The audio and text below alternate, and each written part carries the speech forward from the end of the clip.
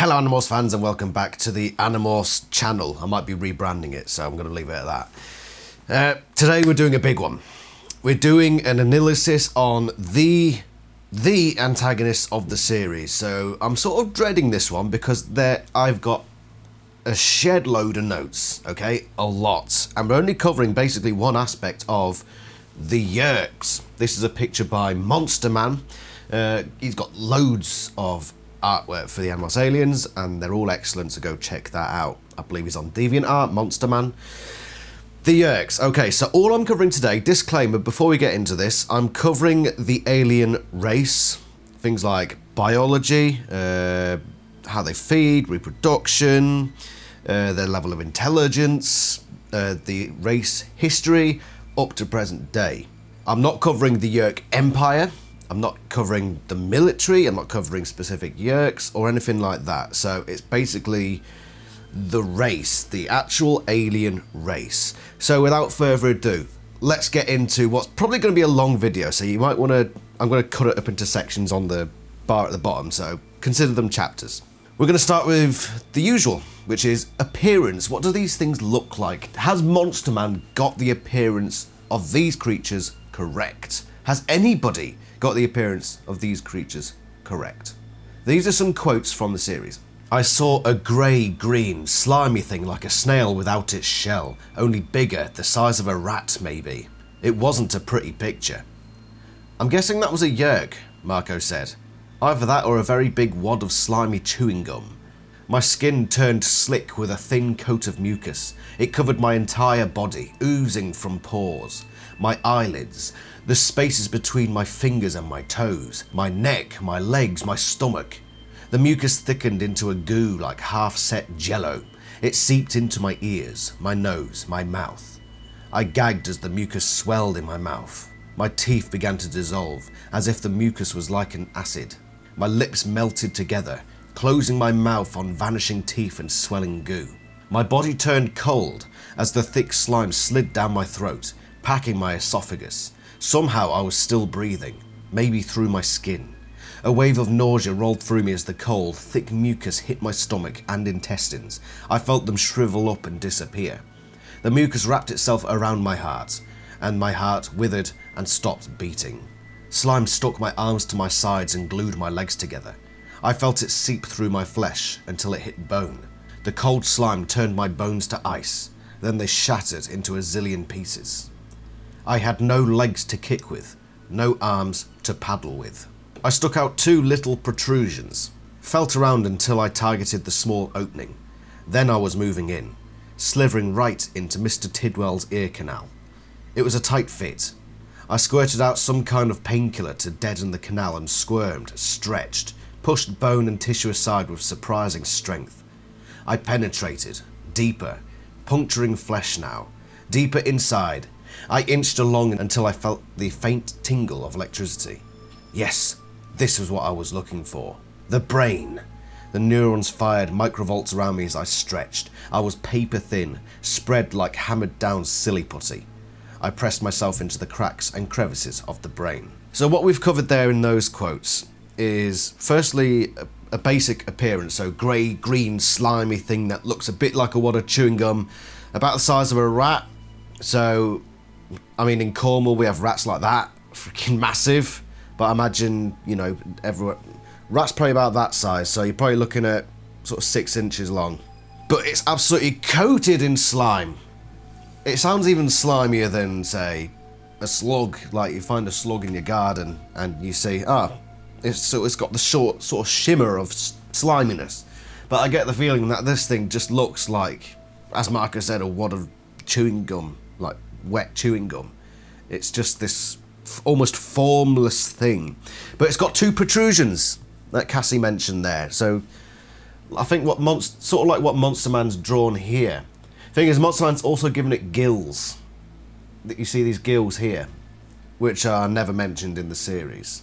I think there is one thing that Monster Man's got right here though, and the merchandise and most artist depictions, even the artist I used for, sorry to the artist I used to go Savessam, but the artist for the quote background, has done the Yeerk like this with little arms and, well, not like arms, like paddles, like fins. But those are never described. And Cassie in that description said the arms and legs were sort of glued to the side of her body, and she had none of that. And we'll get into more bits about that as well. And Monster Man has no fins or paddles or anything like that on the Yeerks, which, according to the books, is a more accurate depiction. They don't have the fins, guys. Okay? But they do have those two protrusions. They have no eyes, so I've seen... And so, like, on this model, this merch model, it's got those two protrusions at the front. It's also got these two antennae, which potentially, but I don't think is ever actually mentioned. But we'll go into some more quotes. Firstly, just another way to distinguish the Yeerks. So how have we distinguished so far? They've got these protrusions, they're absolutely coated in slime, they're grey, green, slimy, formless blobs, basically. Oh yeah, and one other thing mentioned, when Cassie went into the brain, she spread herself, so she was basically paper thin. So this 6 inches long blob spreads itself out like a freaking puddle or something, which is an unusual biology, but not unheard of. So that thing will spread itself out because it's got no bones, it's got no real organs, as mentioned there, like no heart, no lungs, no nothing. It is just a blob that spreads itself out. And you wonder how these creatures get so intelligent, but how else can we distinguish a Yeerk? Well, apparently they have, we believe, a distinctive smell. I smelled human sweat, and I smelled something else. Something not totally human. It was very faint. Was that the Yeerk itself I was smelling? Was I smelling the Yeerk slug in Chapman's head? Now, bearing in mind this quote is from book 2, and we never discussed the idea of controllers having a faint Yeerkish alien smell again. But there's nothing to counter that either. So we can assume that controllers, if you're a morph like a cat that's got a brilliant sense of smell, then maybe you think you've got a funny smell going on. Thing is, like with Jake, you know, he lived with Tom as a controller and his parents. You'd have thought at some point he would probably morph Homer, just on the sly, and smell that Yeerk smell and Tom, and then not on his parents, just to clarify, well, okay, I know that they're not Yeerks, but he is. But we never get that scene. Whether it happened in the background, we don't know. So, moving on now from the basic appearance. We can sort of imply appearance from the quotes we're about to look at, which is regarding senses. So what do we have as senses as humans? You've got eyes, ears, sight, sound, smell, taste, touch, balance, and all the other weird ones that don't get counted in all the songs. You know, the forgotten senses. What senses do Yeerks have? The animals asked this question themselves. A Yeerk brushed against me. Nothing. It hit me then. Oh man, they're blind. They can't see when they're in the pool. They can't see without using some host's eyes. So how did they find their way back to their host when it was time? Smell? Sound? Some other sense? Thankfully, 2 books after Rachel asked these questions, we do sort of get some answers. And it comes from a Yeerk, so, you know, probably knows pretty well about Yeerk senses. Aftran gives us a bit of detail on Yeerk senses and how that stuff works. In our natural state, we have an excellent sense of smell. We have a good sense of touch. We can hear. We can communicate using a language of ultrasonic squeaks. But we cannot see. We are blind until we enter a host. Over the millennia, we have moved up the evolutionary chain to more and more advanced hosts. Eventually, the Geds became our basic host bodies. They are clumsy, slow creatures, but they have eyes. Oh, you can't imagine. You can't imagine the first time you enter a Ged brain and seize control and suddenly you're seeing colours, shapes. It's a miracle. To be blind and then to see. Suddenly she stooped down and snatched up a caterpillar from a leaf. Do you see this? This is what I am without a host body. Helpless, weak, blind. She spun and pointed at the meadow. Do you see those flowers? Do you see the sunlight? Do you see the birds flying? You hate me for wanting that? You hate me because I won't spend my life blind? You hate me because I won't spend my life swimming endlessly in a sea of sludge, while humans like you live in a world of indescribable beauty? So Aftran says the Yeerks have a good, very good, sense of smell. Hey Lila. They have a good sense of smell. They can touch, which I imagine those protrusions are that we just talked about. They can touch those protrusions. They can hear. How they hear, it's probably, you can only imagine, probably in the same way that a snake hears. So how does a snake hear? They hear vibrations. We sort of get some ideas further down the line, okay? And we'll cover those quotes. But Aftran does clarify that they are blind, so Yeerks do not have eyes. And that is, according to Aftran, the main crux of why the Yeerks are the way they are. Why they want to take over all these races. It's like, we want to be able to see. So basically, yeah, Yeerks experienced sight for the first time and they were like, damn, it's all Picasso up out here. We want more of this. Lila, I'm going to turn the chair in a minute. You realise that, yeah? Don't you start scratching the chair either. You're a controller. There you go. Look, the camera's over there, look. Oh, right, where were we? So we have those details, and then 10 books later, Cassie morphs a Yeerk herself and gives us this. Deaf, blind, capable of only slowest movement. I realised that I could do something kind of like a bat's echolocation, or like sonar. The Yeerk threw out some kind of electrical waves, then analysed the way they were bounced back at it. That gave it an idea of the size and shape of things. This is the first in a long list of contradictions about Yeerks that we get through the Animorphs series. And I think that they never established, like, this is a Yeerk, these are all the exact details, this is the script we're going from. I don't think they ever did that, because we saw that Aftran quote, where she said, we can hear, and we use ultrasonic squeaks to communicate. And on the surface, you might think, well, Cassie just said there, they use like a bat's echolocation ability. But that's different. That's not the same. She says it bounces back stuff like echolocation so we can see the size and shape of things, which technically is more of a sight thing than a hearing thing. And it's certainly not a way to use communication. Aftran said that they use ultrasonic squeaks, which it is sound, it's just very, very high pitched. So that is our first major, I believe, contradiction there. It's not the clearest contradiction, because you could just say, oh, you know, terminology and... But what can we gather from this so far? So Yeerks can communicate in their natural state. They aren't deaf, despite Cassie saying they are, but she might mean in the sense that we understand. They'll fire their echolocation and come back, and maybe that's the form of hearing that Aftran is describing. Maybe it's just different use of the terminology.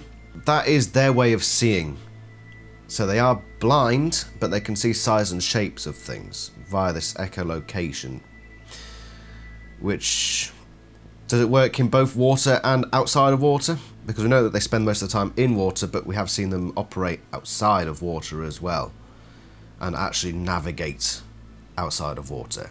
Book 8, The Alien, when Visser Three crawls out of Alaran's ear, finds his way to a lake and goes downstream. How does he find his way to the lake? Well, firstly, he needs to be motile outside of water, which he is. How did he know to go towards the water? That's speculation. That's probably some sense, or maybe he just naturally... He remembered where it was and thought, right, I just need to go downhill, down gradient. Yeah, that's all speculation, and I'm rambling a bit, so let's crack on. And then there are other contradictions throughout this series. So, Axe says this. I thought all Yeerks ate was Chondrona rays. Do they even have mouths? Yes, Axe said. Yeerks have mouths, or what humans would think of as mouths. And I believe that Yeerks have something called osmosis nodes. It's what they use to absorb Chondrona rays, but they absorb other nutrients as well. They absorb from the liquid of the Yeerk Pool. This one we can be pretty certain because that it's not a terminology problem, because Axe says it there. They have what you humans would classify as a mouth. And I know that Axe is probably not an expert in mouths, you know, being an Andalite and all, but when he specifically says it's something that you as a human, you would consider as a mouth. They have that. So according to that, in book 17, so later on in the series where, you know, most of the retcon is done, these creatures have mouths. They also are not deaf, technically. They got a good sense of smell. So we've gathered all these little factoids. And then we get bits like this, quotes like this. The Yeerks are a race of parasitic slugs. No ears, eyes, mouths. No arms or legs. Just grey, viscous flesh. Blind, deaf. On their own, they're blind, deaf, and mute. Blind, nearly deaf, no arms or legs.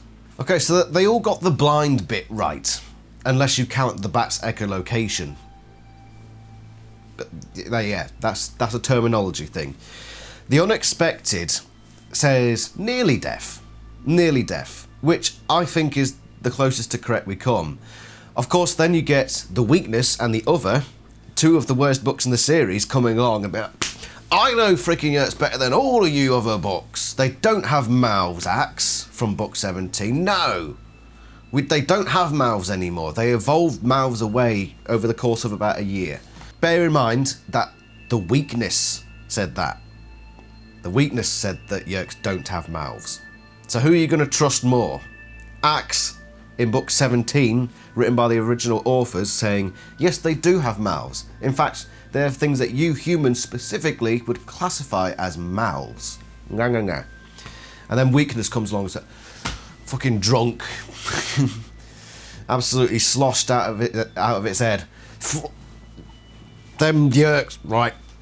I ain't seen mouths or nothing. No. I'm trying to act drunk but not swear at the same time. It's actually quite difficult. And then the other says that they're mute, which they're not. We've established that. But then again, the other is another pretty bad book, so just brush those under the carpet. I think we can say that the weakness and the other are both wrong in these cases. So I think we've covered the bang basics there of a Yeerk. What does it look like? What's it made of? Slime, basically. What sort of senses does it have? Let's now move on to the more specifics and the more notorious aspects of these things. They are parasites. And we know that they're if you know anything about the Yeerk series, you basically know. So let's cover a few quotes, just basically covering what they do in terms of being parasites. Yeerks are different. They have no body like yours or mine. They live in the bodies of other species. They are almost powerless without hosts. The Yeerks are parasites. They must have a host to live in. In this form they are known as controllers. They enter the brain and are absorbed into it, taking over the host's thoughts and feelings.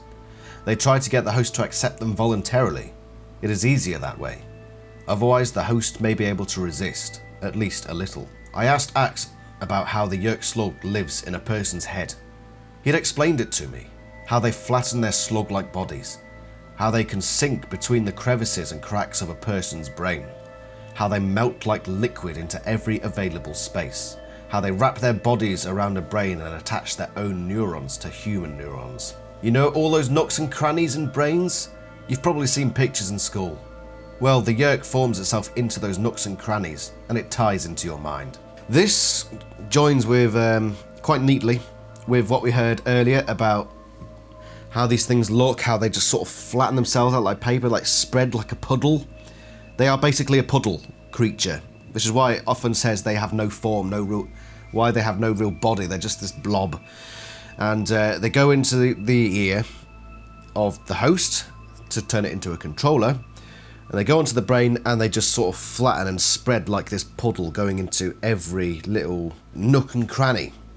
And that's how they control. So I can only imagine that they're controlling like, the outer cortexes of the brain, which is essentially It's the more conscious part of you. Lila, what are you doing? They'll somehow connect their body to the neurons in the brain, which I imagine doesn't actually, because a lot of your subconscious functions are in like the hypothalamus, which is like right in the back, in the middle, right deep down. I think in terms of brain structure, the Yeerk probably just controls the outer stuff, like the cortexes, which is probably why later down the line. Oh no, because yeah, horses. So yeah, the cortexes, and I think they've evolved to attack those parts of the brain, not the more, for want of a better word, primitive parts of the brain, like the hypothalamus, which is the thing that controls things like breathing, like instantaneous innate reactions, like organ function, that sort of stuff. I don't think the Yeerks can control that sort of stuff. I think it is the stuff that we consider the thoughts. And I think that's why it says in the series that it controls your thoughts and feelings, even though you yourself are still in your brain head thing, still having thoughts and feelings of your own. The Yeerk almost takes the thoughts and feelings and molds it to its own and passes its own thoughts and feelings messages to the mechanical side of the body, whereas yours is disconnected. That's probably how it works, because when we think about I am going to pet Lila. I had the thought, the want, the will, and my body then reacted to do the thing. I petted Lila. I'm going to pick up this weird ball thing, and my body did it. What the Yeerk probably does is it cuts off that link from my will and wants. It cut off, it severed the tie between that and the body performing that action, and integrated itself into that system. So the Yeerk's wants and wills. The Yeerk saying, I want to pet Lila, and my body would do it, even though what I wanted to pick up this watch. I think I'm thinking too much into it, but it's just interesting to delve into these ideas of how exactly this works. But by covering the entire cortex, by getting into every nook and cranny, they cover that entire free will thing going on. They take that all away, so you have no control. I think that's how it works. Cassie is infested by a Yeerk in book 19, The Departure. I know that Jake was also infested, but he was infested while he was unconscious, so he didn't feel all the stuff going on there. In book 19, Cassie experiences Aftran going into her head, and this is how she describes it. I felt the start of an awful pain in my ear, but the Yeerk secreted a chemical that made my ear go numb, and then I felt it pushing its way through my ear canal, the way you still kind of feel dentists drill, even after the Novocaine shot. I felt the first touch of the Yeerk on my mind. There was no pain now. There was just a feeling of, I don't know how to describe it, a feeling that I was being paralysed, a little at a time. It touched my brain, and all at once I realised I could no longer move my right leg. It reached further, and my hands were no longer mine. It reached further, and the hunger I'd felt was now someone else's hunger. It reached further and further, sliding into the crevices, slithering between the cauliflower contours of the gelatinous grey mass that was my brain. I think that works to confirm what we already know of how this works, or how I speculate it works. So as it gradually comes over the brain like a sheet of tarpaulin, you lose parts of your body here, there, and I think it takes liberties with regards to brain biology and how, you know, you lose control of one arm as it's over one part of your head, and then over it goes another part of your head, you lose your legs. I'm not sure that's quite how it works, but you know, you get the idea, and it's sci-fi, and we let that drop because that's, you know, that's being too biological. So that's how that works. Do we ever actually see? I mean, we know that we get the feeling of Yeerks going over our heads, and the Yeerks describing how it happens, and the Andalites describing how it happens. Do we ever actually see a Yeerk on somebody's brain? Yes. As I touched the time matrix and searched for it with my mind, the entire universe simply opened up, and to my horror, I saw the Yeerk slug. It was wrapped around Alaran's brain, sinking into every wrinkle and crevice, sinking deep between the four segments. I could literally see the flow of thoughts and emotions. So we're pretty much established on how this works now. There's just one monkey wrench to throw in here. And it comes in book 18, because there's a part where they're swimming around in the Lyra waters. And they come across a group of Lyrans who are controllers. And the Lyrans manage to get a message to the animals, for the animals to bite the back of their heads off. And this is what happens. I opened my mouth, then bit down hard on the lobe at the back of his head. But what was most shocking to see was the Yeerk itself. It was ripped from the Lyran's head. The Yeerk writhed, helpless in the seawater. The Yeerks are positioned in the rear brain lobes, I said. Bite them off. Two big problems with this, and honestly, I think this whole bit is just for plot convenience sake, which is just, you know, lazy writing, but whatever. So we've established pretty clearly how the Yeerks work.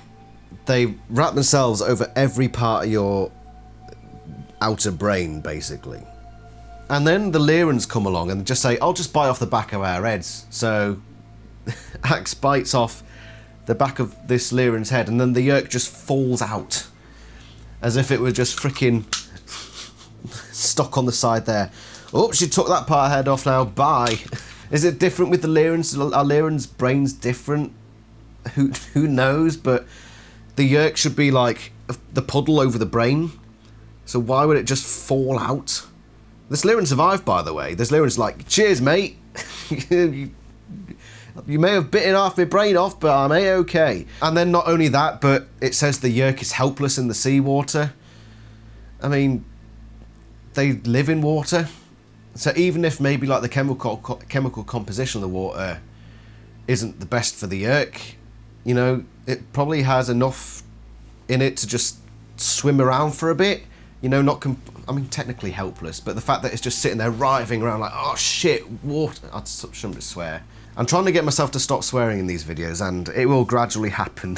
It will.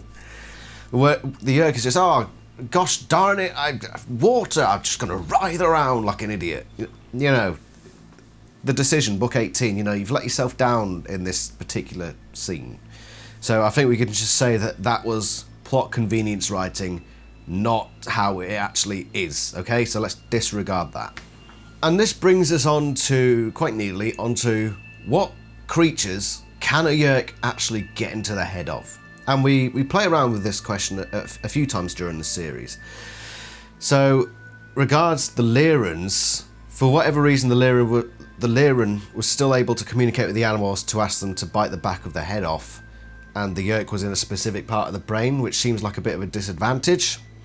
There are some creatures that the Yeerk just cannot infest, and some that it can, even though it's probably not wise to. We know that the Yeerks they have the Geds and the Hortbajir. They've also got the Taxons, which firstly assumes that Taxons have ear structures like these other races they infest. But the problem with Taxons is that the Yeerks do struggle to control them. And here's the quote as to why. The Taxons are cannibalistic, not a nice species. And according to everything we knew about them, not even the Yeerks inside them could control that foul hunger of theirs. So this is where we get into the nitty-gritty. Because what this tells us is that even though the Yeerk can wrap itself around a brain, sometimes it loses control.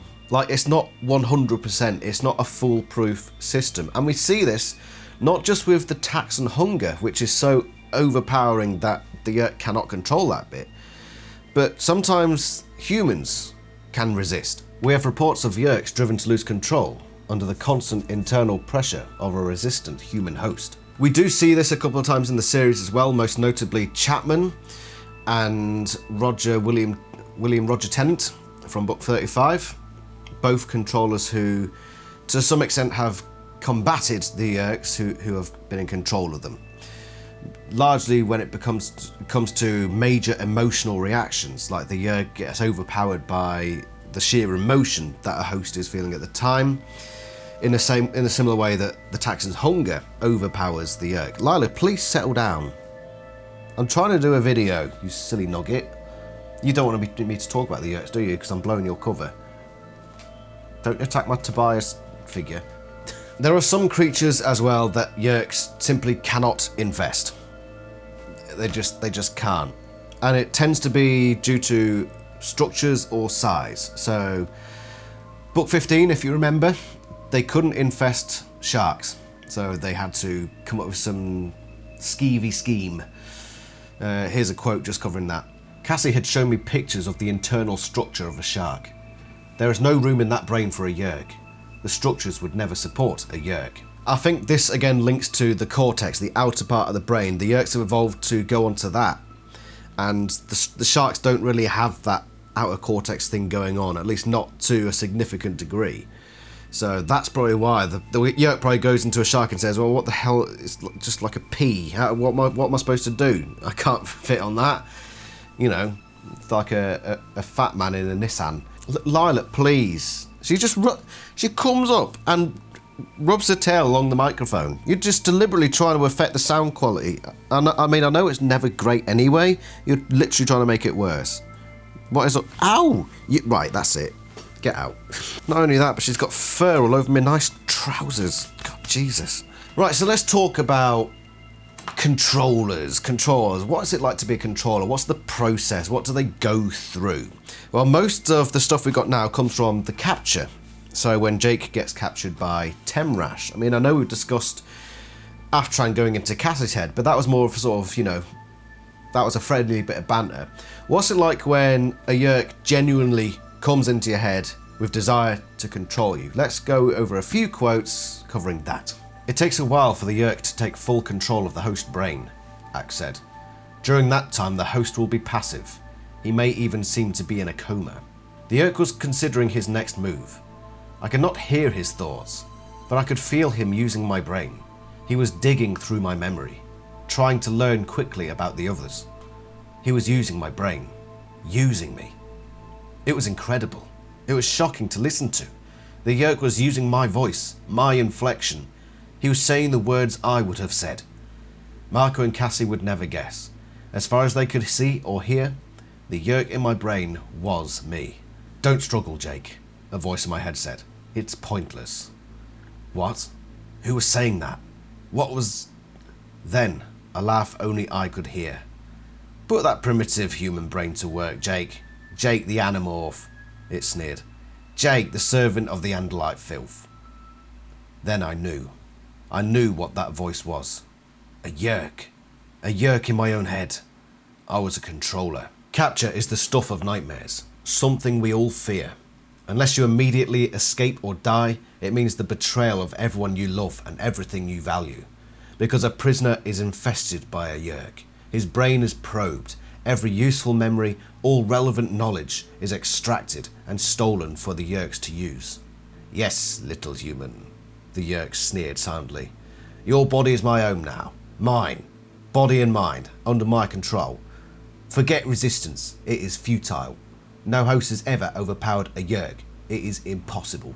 Ah yes, the Yeerk said, and laughed. It shocks you that I can play back your thoughts for you. Your brain is no different to me than one of your primitive human computers. I open any file I like. I play any software. I use you. I own you. I dominate you. You are nothing anymore. Just an echo. Just a ghost haunting the machine of your own brain. So as the Yeerk is coming into your head, you go, as Axe says, you go into a sort of coma-like state, which explains why they didn't catch on to this, because Jake was already in a coma-like state. He was unconscious back in book 6, The Capture. And then slowly takes over you, and you're in this you get all confused. You're like, "What? I'm hearing this voice, and I can't." This also clarifies that the Yeerks actually use thought speak, sort of. They speak to you using thoughts while they're in your head, and you can have full-blown conversations with them, as Jake did with Temrash. Using thoughts, thought speak. We've covered thought speak and covered Yeerks briefly in that video, if you're interested in seeing that one. It's back a few episodes ago. They control you entirely, and Temrash did say that no one's ever overpowered a Yeerk before, which is not strictly true, but I think what he's saying there is no Yeerk has ever been like totally defeated by a human and just ended up being like the controlee rather than the controller. Assuming that's how the terminology works. But yeah, they can read your mind, they can replay your memories back and look through everything. Everything that you remember, a Yeerk can look through and see. They could probably tap into memories that you don't remember, I imagine. They could probably see it all. Every little bit of memory that's been tracked in your brain that you've kept in there somewhere.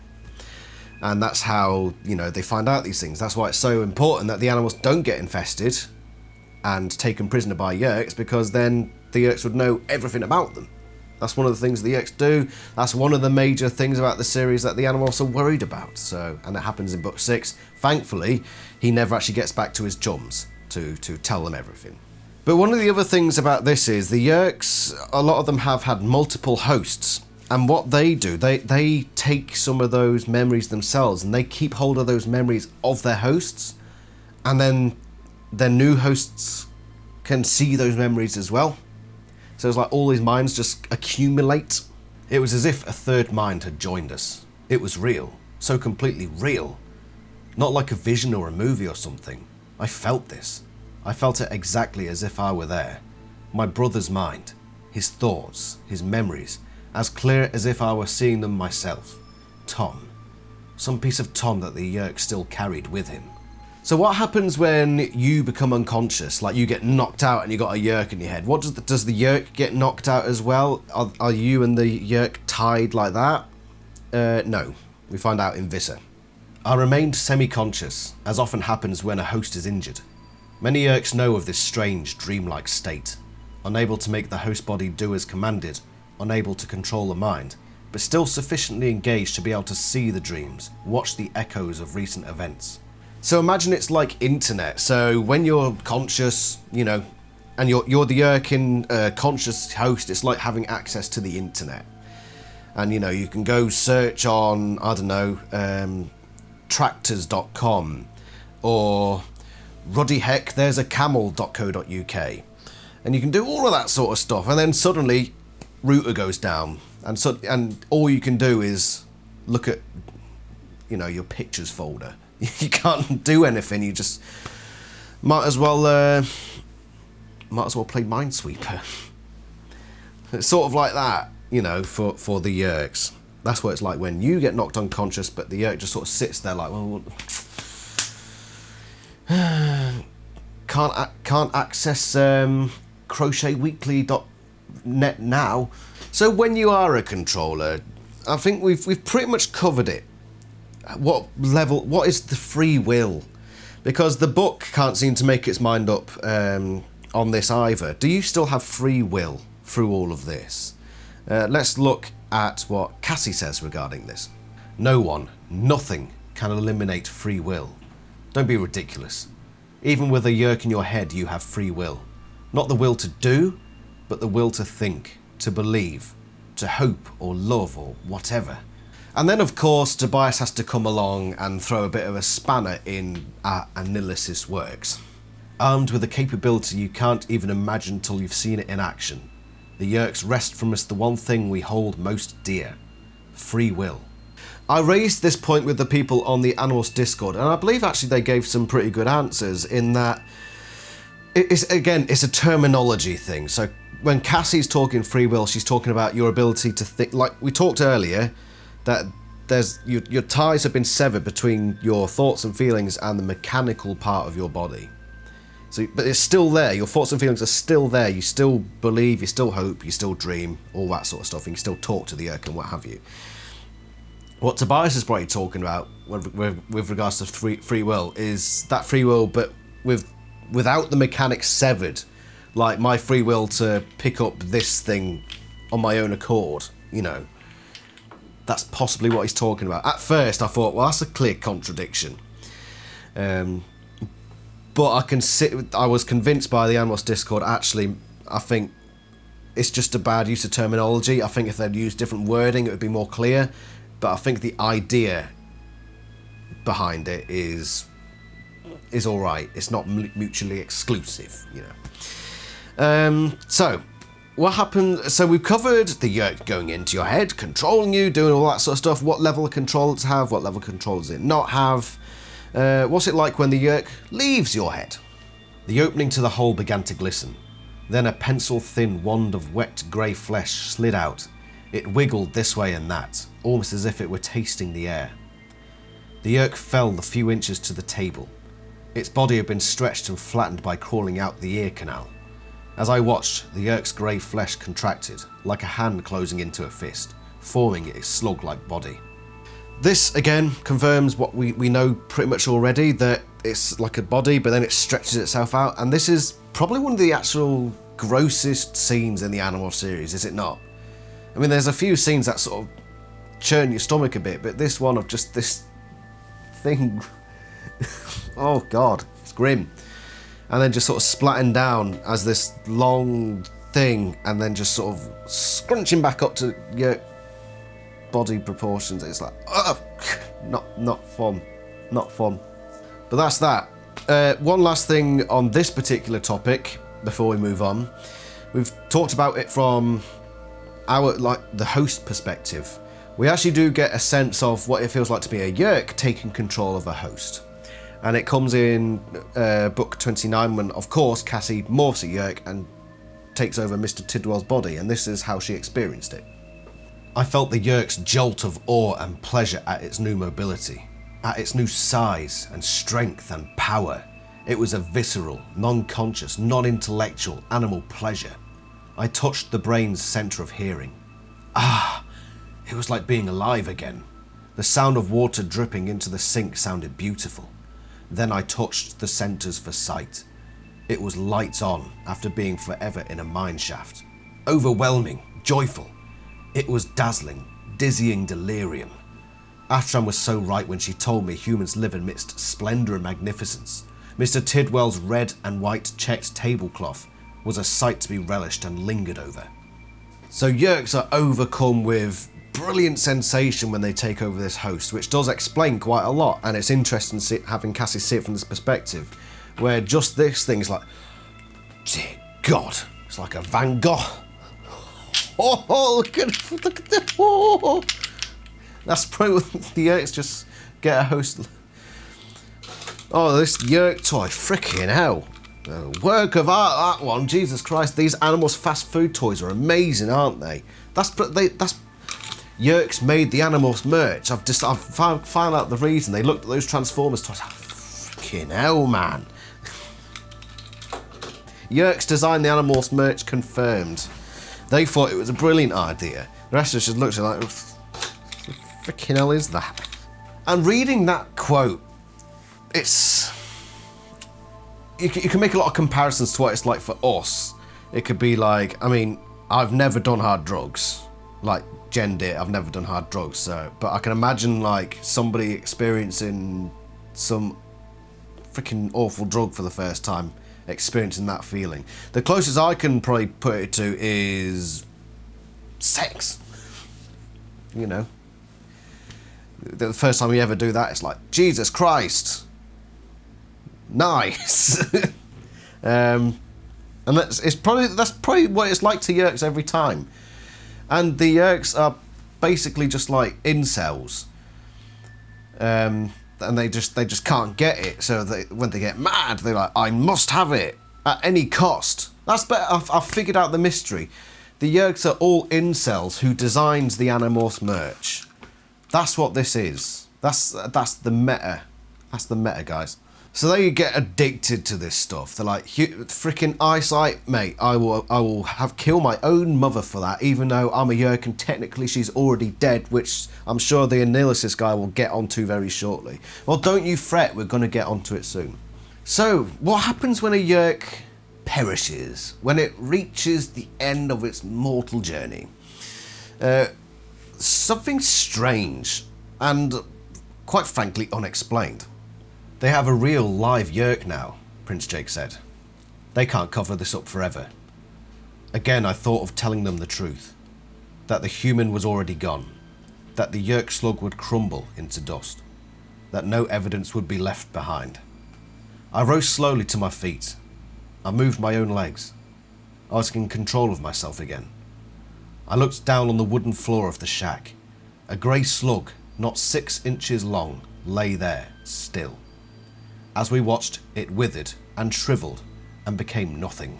These two quotes make it seem as if when a Yeerk dies, it goes away, like there's nothing left of it. Like it just sort of dissolves in a short space of time, just like gone, just vaporizes. Both of the quotes, it just crumbles into dust or nothing, and then when Jake's Yeerk dies, it's just sort of shriveled and then became nothing.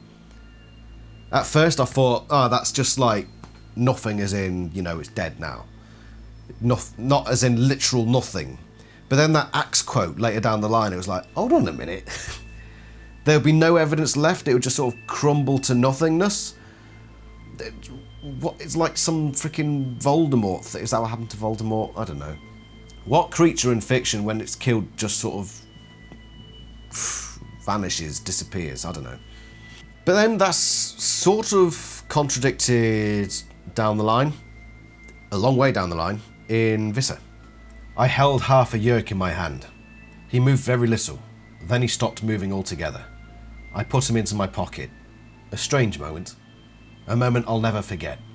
So small we Yeerks, compared with the host bodies we take. So small I could stick my friend in my pocket. Why would you put a Yeerk in your pocket if you knew he was just going to crumble to dust or nothing? Because that'd just be a nightmare in the wash, you know. Or not a nightmare in the wash, whichever. It either crumbles to dust and is a nightmare, or just goes to nothing and you don't even have to put your trousers in the wash. One of the two. That does sort of contradict the idea that after a few seconds the Yeerk just sort of goes away. And then, of course, Spacey, or Hildy Gervais, still has half the Yeerk in his brain, and it just stays there. So whether it's because it's still connected to the brain's neurons, that it's not completely going away, it's almost like a zombie Yeerk still in the head there. Again, down to speculation. But do Yeerks just crumble to dust like some weird sci-fi stuff? It's implied, but then it's not implied much later on. So, who knows? Here's a fun little bit of trivia. How do Yeerks move while in the water? Do they swim? Do they have these paddles on the side? Well, no, they're never described as having that, so how do they move in the water if they're just like a tube? Scrunch, thrust, scrunch, thrust, scrunch, thrust. I contracted my body, then shot it out. I was swimming. I can't think of any creatures that do this, but yeah, it lengthens and shortens its body, it contracts and uncontracts, and that's how it swims. So it doesn't have the fins on the side, which Monster Man gets correct. I don't know where the gills come from though. But yeah, it just lengthens and shortens, and that's how it sort of just propels its way through the water that it happens to be in at the time. We know that it moves through water, except Book 18, which thinks that they don't, but we just generally know that they move through water. Can they move on land? The answer is yes. He bailed. He bailed. The Yeerk bailed out. He got to the water. I can't see him. He got away. What? I cried. What happened? He's out. Visser Three. He's out. I saw him worming his way through the grass. How do worms move? They don't move like snakes. Or snakes move in different ways. They don't move in the classic S way snakes move. They do sort of like the Yeerk does in water, just like stretch and then pull, stretch, pull. So I think it's very much a similar way of moving. But they can move across land, like outside of water, and that's made clear there. What else can we cover on miscellaneous biology for the Yeerks? Oh yeah, it's made pretty clear that they can survive in several hours outside of water. Ilum, Mr. Tidwell's Yeerk, told me he could survive for several hours if he's in liquid. He doesn't have to be in a Yeerk pool or anything. Not sure if I introduced that bit right, but the quote there basically says he doesn't have to be in a Yeerk pool, just put him in a glass of water and he'll be fine for a while, you know. So yeah, as long as they're in water, they're pretty happy for a little bit until they start needing all the nutrients that you get in the Yeerk pool. One more thing before we move on to our next big segment. Are the Yeerks sentient? We've gone through all of this and we haven't asked that big question. I mean, these little blobs, are they actually sentient? I mean, they talk, but let's just get the clarification from the big guy. The Yeerk race is also sentient, the Elmist said. I mean, what more do you want? You know, freaking God says, these creatures are sentient. Cheers. All right, talk and all that, but yeah, just for that clarification. Right, let's move on to natural limitations of the Yeerks, okay? So this covers stuff like chemicals and, you know, areas where they live, you know, temperature range and all that sort of stuff. You know, just getting all the ecology out the way. So let's first cover, you know, the basics. What do they need? Oxygen and...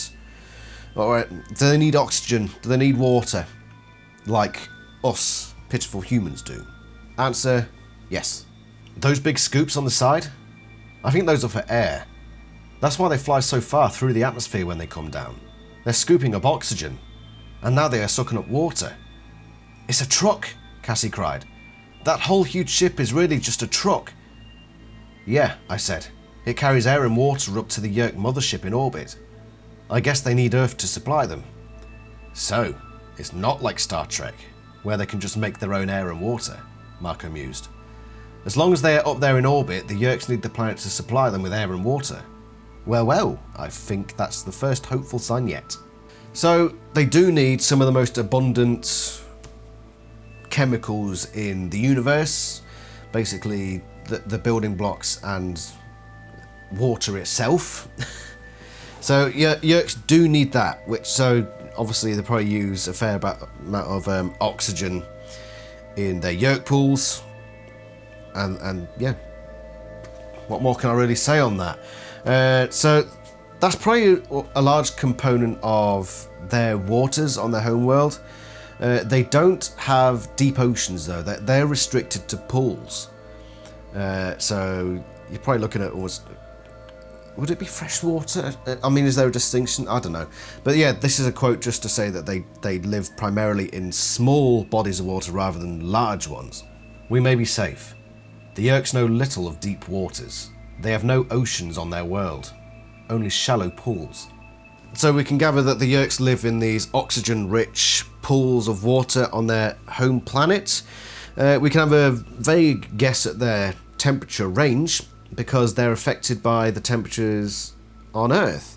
And we can pretty much say that the temperatures of their pools on their home planet must be similar to like bodies of water on this planet, judging by the quotes that we see here. Axe, what do you think would happen to all those Yeerks in there if the temperature of the liquid suddenly went up to, say, 120 degrees, and the liquid was all agitated? Axe looked puzzled. I believe the heat and agitation might destroy them. The Yeerks could not possibly infest the Vember. The Yeerks would freeze. So we've got high temperature would destroy them, low temperature would freeze them, and they fall within that range of habitable temperatures, which happens to be very similar to our habitable temperatures. So they're not like one of these organisms that live on geysers at the bottom of the oceans where volcanic freaking smoke comes out and they live in freaking 1,000-degree heat. That's not what we're talking about here. No, we're talking about stuff that lives in nice temperatures, happy temperatures. So, what do we move on to next? On their homeworld, do they have any natural predators? We know of basically one. We can speculate on a second, but I don't think that's for this video. We know for certain of one particular creature that the Yeerks really do not like. Suddenly, an image appeared in the air, like a little movie. It was a second hologram. It showed a human woman, pain-wrecked, screaming, with the purple creature sucking on her head. In the little movie, the translucent purple thing suddenly went into a spasm. From the woman's ear there came a slug. It was sucked, dripping, grey, slimy, right out of her head. The purple creature swallowed the Yeerk slug. He wants the Andalite bandits. He morphed into a Vanarx, a Yeerk Bane. A Vanarx is probably the primary predator for the Yeerks. One of the things they hated most back in their homeworld, which is now sort of an afterthought for them, or at least the ones that are part of the Yeerk Empire. These purple creatures that'll come up and suck the Yeerk right out of a Ged's head, basically. And that's one of the things that the natural Yeerk fears, is the Yeerk Bane. So, Yeah, they live in these pools, oxygen-rich pools, you know, in a nice temperature, but then they're constantly on the lookout for a freaking Yeerk bane somewhere, you know.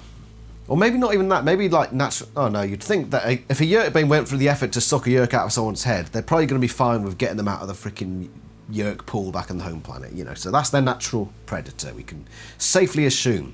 Let's talk about the naughty stuff. Yeerk reproduction doesn't sound very fun to start with, and it's not even very fun in a practical sense either. Let's look at a few quotes that we get about Yeerk reproduction. My parents will be totally frantic, I said. Mine too, Karen said. I didn't know Yeerks had parents. We have parents, although it's very different than it is with you humans. We are born with 100 or more sisters and brothers. We don't hatch from eggs, and we aren't born the way mammals are born either. 3 Yeerks join together. They literally join together, with 3 bodies becoming one. Then that one body begins to fragment. It breaks up into smaller pieces, grubs they're called. Bit by bit the body disintegrates, and each grub that falls away becomes another Yeerk. Sometimes there are twins, 2 Yeerks from one grub. The parent Yeerks die, of course. Yeerks reproduce by fission, the young Andalite interrupted. They have no emotional relationship with their offspring. Indeed, Yeerks die in the act of reproducing. This is basically the limit of what we get about Yeerk reproduction. These 3 Yeerks come together, form a super Yeerk that just sort of goes and breaks up into a million little Yeerks. Maybe not a million. It was in the quote. And then they're called grubs, and they grow up to be the Yeerks that we know and not quite love today. And yeah, that's how it works, which makes the quote from Aftran a little strange. My parents will be frantic too. You realise they're dead. Are we talking afterlife frantic, or... It does make that quote weird, especially considering it's from the same book as we're introduced to this process. So, does Aftran refer to like the hierarchical superiors as parents? That's what I'm thinking. Like Vissers or sub-Vissers. That's what Yeerks come to think of as parents. Because that's the only thing that seems to make sense. The concept of parents for Yeerks. They have no actual parents because the parents are dead. They just dissolved and became them. So what would the natural parent be for a Yeerk? A leader in a hierarchical structure. It seems to make sense, doesn't it? So that's probably what Aftran was referring to then. That my parents will be frantic. Have frickin' Visser Three down the phone. What the frick do you think you're doing? Basically. We're also introduced to the grubs and twin grubs, which which was talked about in Book 16, The Warning. Esplin 9466, or Visser Three at this point, was one of those that had a twin grub who became Esplin 9466 Lesser. And we will get more onto that in a little bit. But we're still talking about the basic biology and all that sort of stuff. Let's look at Yeerk feeding, all that fun stuff. Let's talk about Yeerk pools. Let's firstly whack out some quotes about what a Yeerk pool is and what it does and how the Yeerks see it. I was looking around. I guess I thought I might be able to see something from the air, Tobias said. I was looking for something that might be a Yeerk pool. The phrase sounded vaguely familiar. I remembered Visser Three saying something about Yeerk pools. What's a Yeerk pool? I asked Tobias. It's where the Yeerks live in their natural state. Every 3 days a Yeerk has to leave his host body and go into the Yeerk pool to soak up nutrients, especially Kandrona rays. The Yeerks need Kandrona particles to live, like a human needs vitamins or whatever. The Kandrona particles are beamed from wherever the Kandrona is and concentrated into the Yeerk pool. Once every 3 days, every Yeerk has to leave his host and go into the pool. They soak up the particles, and then they re-enter the host body. At the very centre of the cavern was a pool, like a small lake, maybe 100 feet across, and perfectly round. Only the water wasn't exactly water. It moved more like melted lead, and was about the same colour.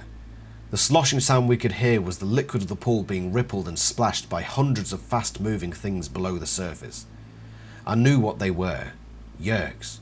Yeerks in their natural slug-like state. They were swimming and cavorting in the pool like kids on a hot day. The Yeerk Pool sludge is largely composed of water. Yeerk pools are generally large and elaborate. They are an important part of Yeerk life, the centres of their lives really. The pools are, for the Yeerks, what forests and meadows are to Andalites. Firstly, clarification that the Yeerk pools are largely made up of water. Excellent, we got that confirmed, which is why it was so important that the Yeerks got the truck down in book 3. That was actually quite an important book looking back. How effective was that downing of that truck ship? That's an Annie theory for another day. So these Yeerk pools, it looks like sludge water. It's similar consistency to like molten lead, and that's actually discussed quite a lot. We learn that, or we assume we learn that Yeerks, when they sort of cavort around in this Yeerk pool, and they actually move quite fast through that Yeerk pool water, which, you know, not too surprising. But they need Kandrona. That's one of the big things about Yeerks. They need this Kandrona. What is Kandrona? I believe it's like something that they get from like the Yeerk sun, or something similar to that, where it shoots off a particular particle, like a particular particle that the Yeerks then absorb, and that's their way of feeding. That's what they feed from. Like how a plant feeds from the sun, through like photosynthesis and all that sort of stuff. You get the leaves and they grow up. It's probably similar to how the Yeerks operate here, as a means of like photosynthesis, like structure or whatever. But then we have talked before about how they feed with like osmosis nodes. So maybe these particles we can assume, go into the Yeerk pool water. The water takes these things in from the Kandrona, and then the Yeerks just suck up that Yeerk pool water in their mouths that they also don't have. So yeah, that's it's pretty unclear how it works, but I don't think the animals I don't think it would have been necessary to go into the exact way, the biology of how Yeerks feed. You know, it's sci-fi. Doesn't need to happen, as far as I'm concerned. So Tobias gets information from Elfangor somehow at the start of the series, saying every 3 days a Yeerk pool needs to go into the Yeerk pool water in order to absorb that Kandrona from the Yeerk pool water and all those other nutrients that they need. And they go down to the Yeerk pool, and the Yeerk Empire specifically has developed a process to make this all easier. And now they've got all these alien hosts everywhere. They need an exact process that's going to stop issues coming about, and we'll see a specific issue. In fact, we'll do that bit first. So what sort of issue can happen if they don't have a very clear, organised process by which they take their hosts? Okay, so they're in the Yeerk pool and they want to get back into their host. What happens if they don't have, for instance, a couple of Hork-Bajir to muscle their way in and hold this host down? I looked around and saw a familiar head pop up through the grey sludge. Cassie! She leaned her head to the side and pounded it with the heel of her hand. Her expression was one of utter disgust. Then I saw her pull a slug from her ear. Cassie is almost infested when she falls into the Yeerk pool water in the sacrifice, but she's able to get her head up out and pull that Yeerk from her head. So that's why the Yeerks have this system in play. As we watched, a woman calmly bent over, her head just inches above the lead grey pool. A Hork-Bajir held her elbow gently to help her keep her balance. Then we saw the thing dribbling, sliding, squirming, crawling out of her ear. A Yeerk. When the Yeerk was all the way out of the poor woman's head, it dropped into the pool and disappeared beneath the turbulent surface. Instantly the woman cried out, "You filth! Let me go!" There was a second steel pier. That was the loading station. There the host bodies were dragged from their holding cages to have Yeerks re-enter their heads. It was a pretty basic process. They grabbed the hosts, whether human or Hork-Bajir, and forced their heads down into the pool. The people sometimes fought and screamed, and sometimes just cried. But they always lost. When their heads were yanked back up out of the pool, we could see the slugs still slithering into their ears. After a few minutes, they would become calm again, and the Yeerks regained control. Then off they went, once more slaves of the Yeerks. So what happens if the Yeerks do not go to the Yeerk pool every 3 days? If they're not in that Yeerk pool water within that 3-day period? Something called the Fugue happens. The Fugue. It's spelt in the quotes, so you'll see what that is. But let's have a look at what the Fugue is. 3, maybe 4 days. The maximum time a Yeerk can last without a trip to the Yeerk Pool is 3 days. 4 days without Chondrona rays and the Yeerk in Tom's head would starve. It was around 9 in the morning on Saturday that the Yeerk first took over my body and brain. By Monday evening, when the sun went down, he was growing distracted, unable to concentrate clearly. By the time the moon rose in a newly clear, starry sky, he was weak with hunger. His slug body cried out for Chondrona rays, the way a human would cry out for food or water. Dawn, just a few hours left. Ah! He cried out in silent pain. The Fugue, it begins. The Fugue? The final hours. You will not enjoy it, although you may learn a great deal, human. I was watching his pain from far away. I was an observer, close enough to know what he was feeling, but feeling none of it myself. At first, it was wave after wave of pain, starvation and death by thirst, all rolled into one agony. The sun came up. His mind was deteriorating. His thoughts were becoming more visible to me, like a movie that kept drifting in and out of focus. I saw images from a strange place, as seen through strange eyes, liquid all around, shapes like squids shooting through the liquid, Yeerks swimming in the Yeerk Pool, soaking up Chondrona rays. And there were images of the first host, a Ged. I saw the world as the Yeerk had seen it, through Ged eyes. The vision was dim, the hearing was better. The Yeerk had been excited at getting his first host. He had subdued the Ged mind with ruthless ease, crushing it with his superior intelligence and will. The memory made me sick. The Ged's bewilderment, his fear, and the Yeerk's fierce arrogance. So that is the Fugue. Ooh, clothes change. That is the Fugue. Fugu. I think it's Fugue, okay? Fugue. So one of the things that has happened here that I really actually like that Animals doesn't do enough, I think, is explain things logically. So we've always had this thing of 3 days, 3 days, a Yeerk needs to feed 3 days. And we got the part there saying 3 days, up to 4 days is how long it takes for the Yeerk to starve. Because things like the morphing technology, like the morphing cube, there's bits of the series where it's like, as soon as 2 hours hits, bang, you're no longer able to demorph, and it just seems illogical that it would be bang exact. In the same way that it could have been that the series was like, 3 days, bang, the Yeerk is dead. No, it's explained there that 3 days is when they go back to feed, but then the 4th day is when they start to starve. So it takes 4 days for the Yeerks. If they don't feed for 4 days, that's when they basically die. And the Fugue is this part where after around 3 day mark, the 3 day mark, what was it, 48, 72 hours, at that point, the Yeerk starts to go a bit, like if someone hasn't eaten for so long, or if they're having withdrawal symptoms, they start to feel a bit woozy, a bit dizzy, and that's what the Yeerk starts to go through, and just gets progressively worse. And apparently the pain is just unreal for these Yeerks. And starvation, from what I've heard, is an awful, awful type of pain. So that's similar to what the Yeerk is going through. And as it keeps going, the grip that the Yeerks have on their own thoughts and memories starts to slip out from their slime fingers. And Jake, when he's going through this process as the host, is able to see the memories of the Yeerk. It's not implied that the Yeerk is letting Jake see this memory, it's just that these memories are slipping out of the Yeerk and into Jake's brain. And eventually what happens, the Yeerk starves to death and leaves the host, apparently. I don't know if that's just the Yeerk being almost feeling sorry for Jake maybe, and saying, alright, I'm dying, but just as my last action, I'll leave your head so you're not stuck with me in there. Or if it's just a natural part of the Yeerk thing, that they just sort of unfold from everything and whoop, slip out. That doesn't seem natural. It seems like if they did starve, they'd probably, I don't know, because it seems to be implied throughout the series that the Yeerk leaves the head upon starvation.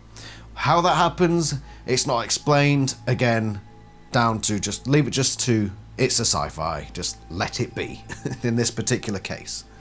So in order to avoid the Fugue, the Yeerks must feed off Kandrona rays that's absorbed into Yeerk Pool water. But there's a particular run of books in the series, specifically books 16 and 17, where we explore the ideas of alternative ways of Yeerk feeding. There is a way to process and refine Kandrona rays from another source. It can be made into an edible product, a food, so to speak, that I can consume with my human mouth and digest. The raw material is my brother Yeerks. I must destroy and process and consume a Yeerk every 3 days to survive. I have become a cannibal. They discovered it quite by accident. No one guessed what it could be. No one realised it would prove addictive, but it did. Terribly addictive. And over time the continued ingestion of it began to eliminate the Yeerk's need for Kandrona rays. At the same time it drove them crazy. You see, it seems to literally replace some of a Yeerk's brain stem. What is the food, Mr. Edelman? Oatmeal, he said. But only the instant kind, and then only the maple and ginger flavour. Alternative ways of feeding Yeerks wasn't explored much after this, but these are the two major ones. So they can resort to cannibalism, as Joe Bob Fenestra's Yeerk did, Esplin 9466 Lesser, 9466 as the series would have you pronounce it, and types of drugs, but those drugs are bad for Yeerks in other ways. They go a bit mad.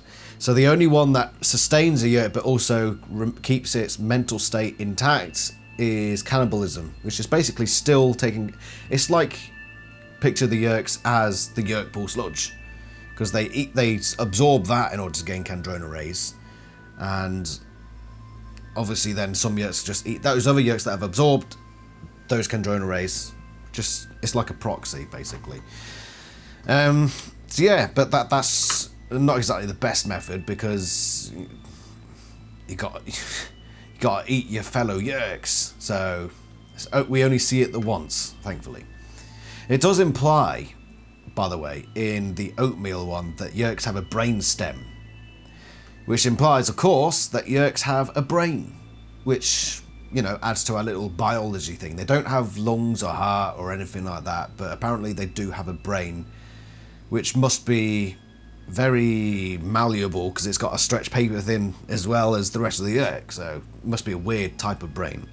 But anyway, what do we move on to next? I'm going to move on to the psychology of the Yeerk. So we've covered a lot of the biology stuff now.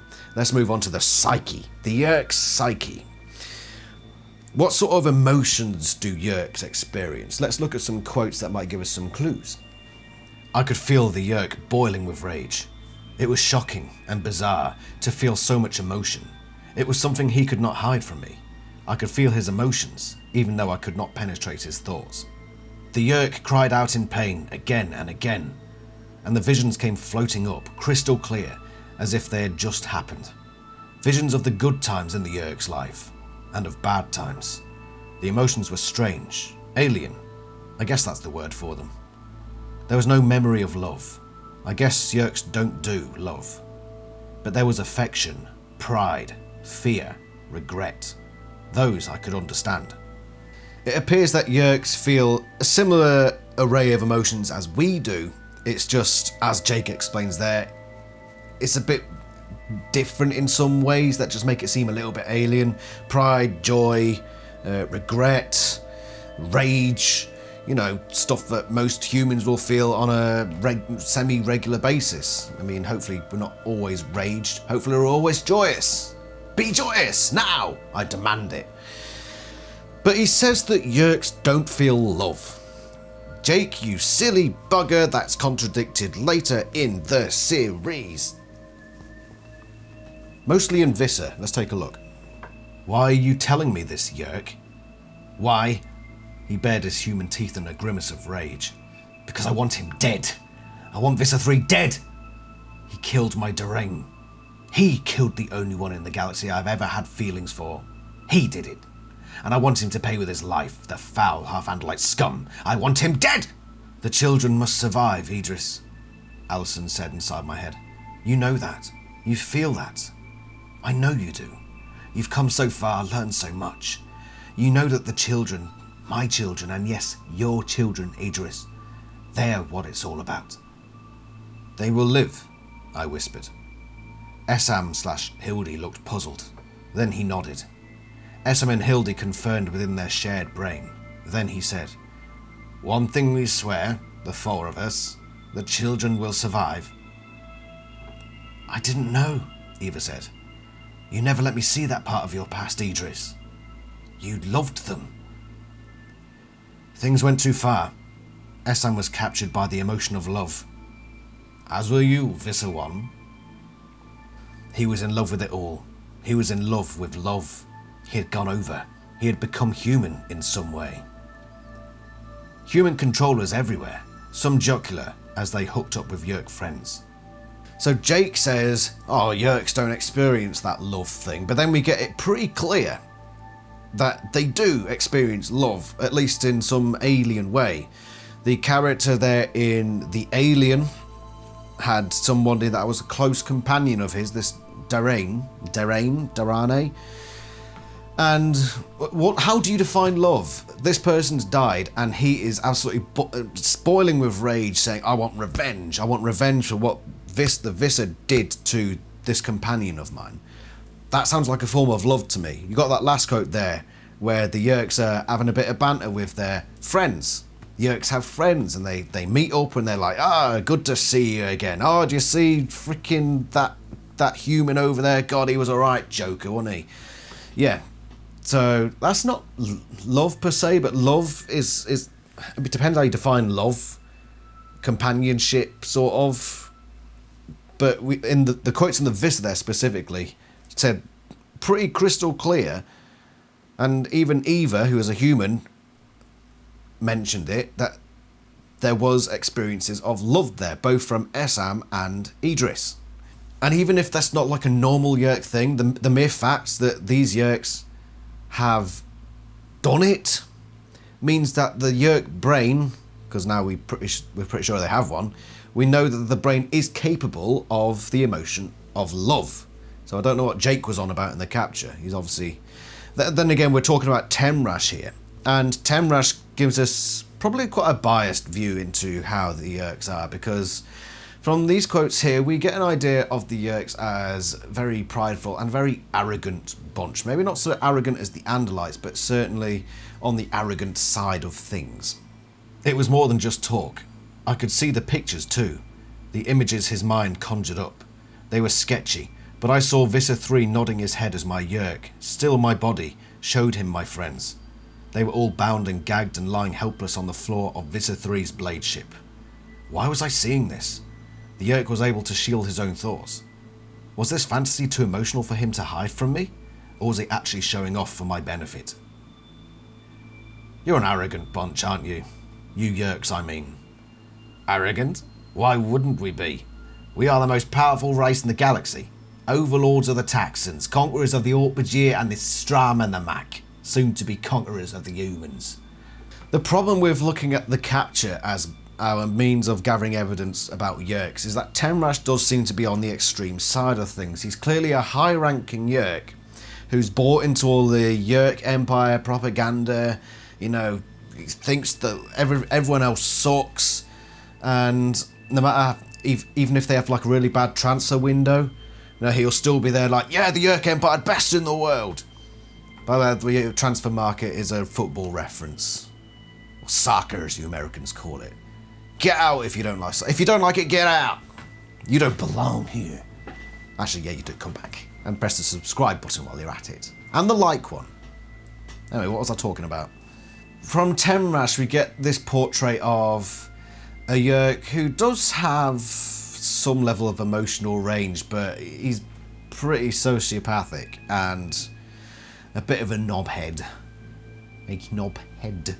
Jake doesn't think much of him, and quite frankly, I do think he's a bit of an evil sod. And this is an interesting exchange between Temrash and Jake, where the Yeerk basically says, haha, I'm evil and evil shall triumph. But Jake says, no, sir, I counter your argument with a firm rebuttal.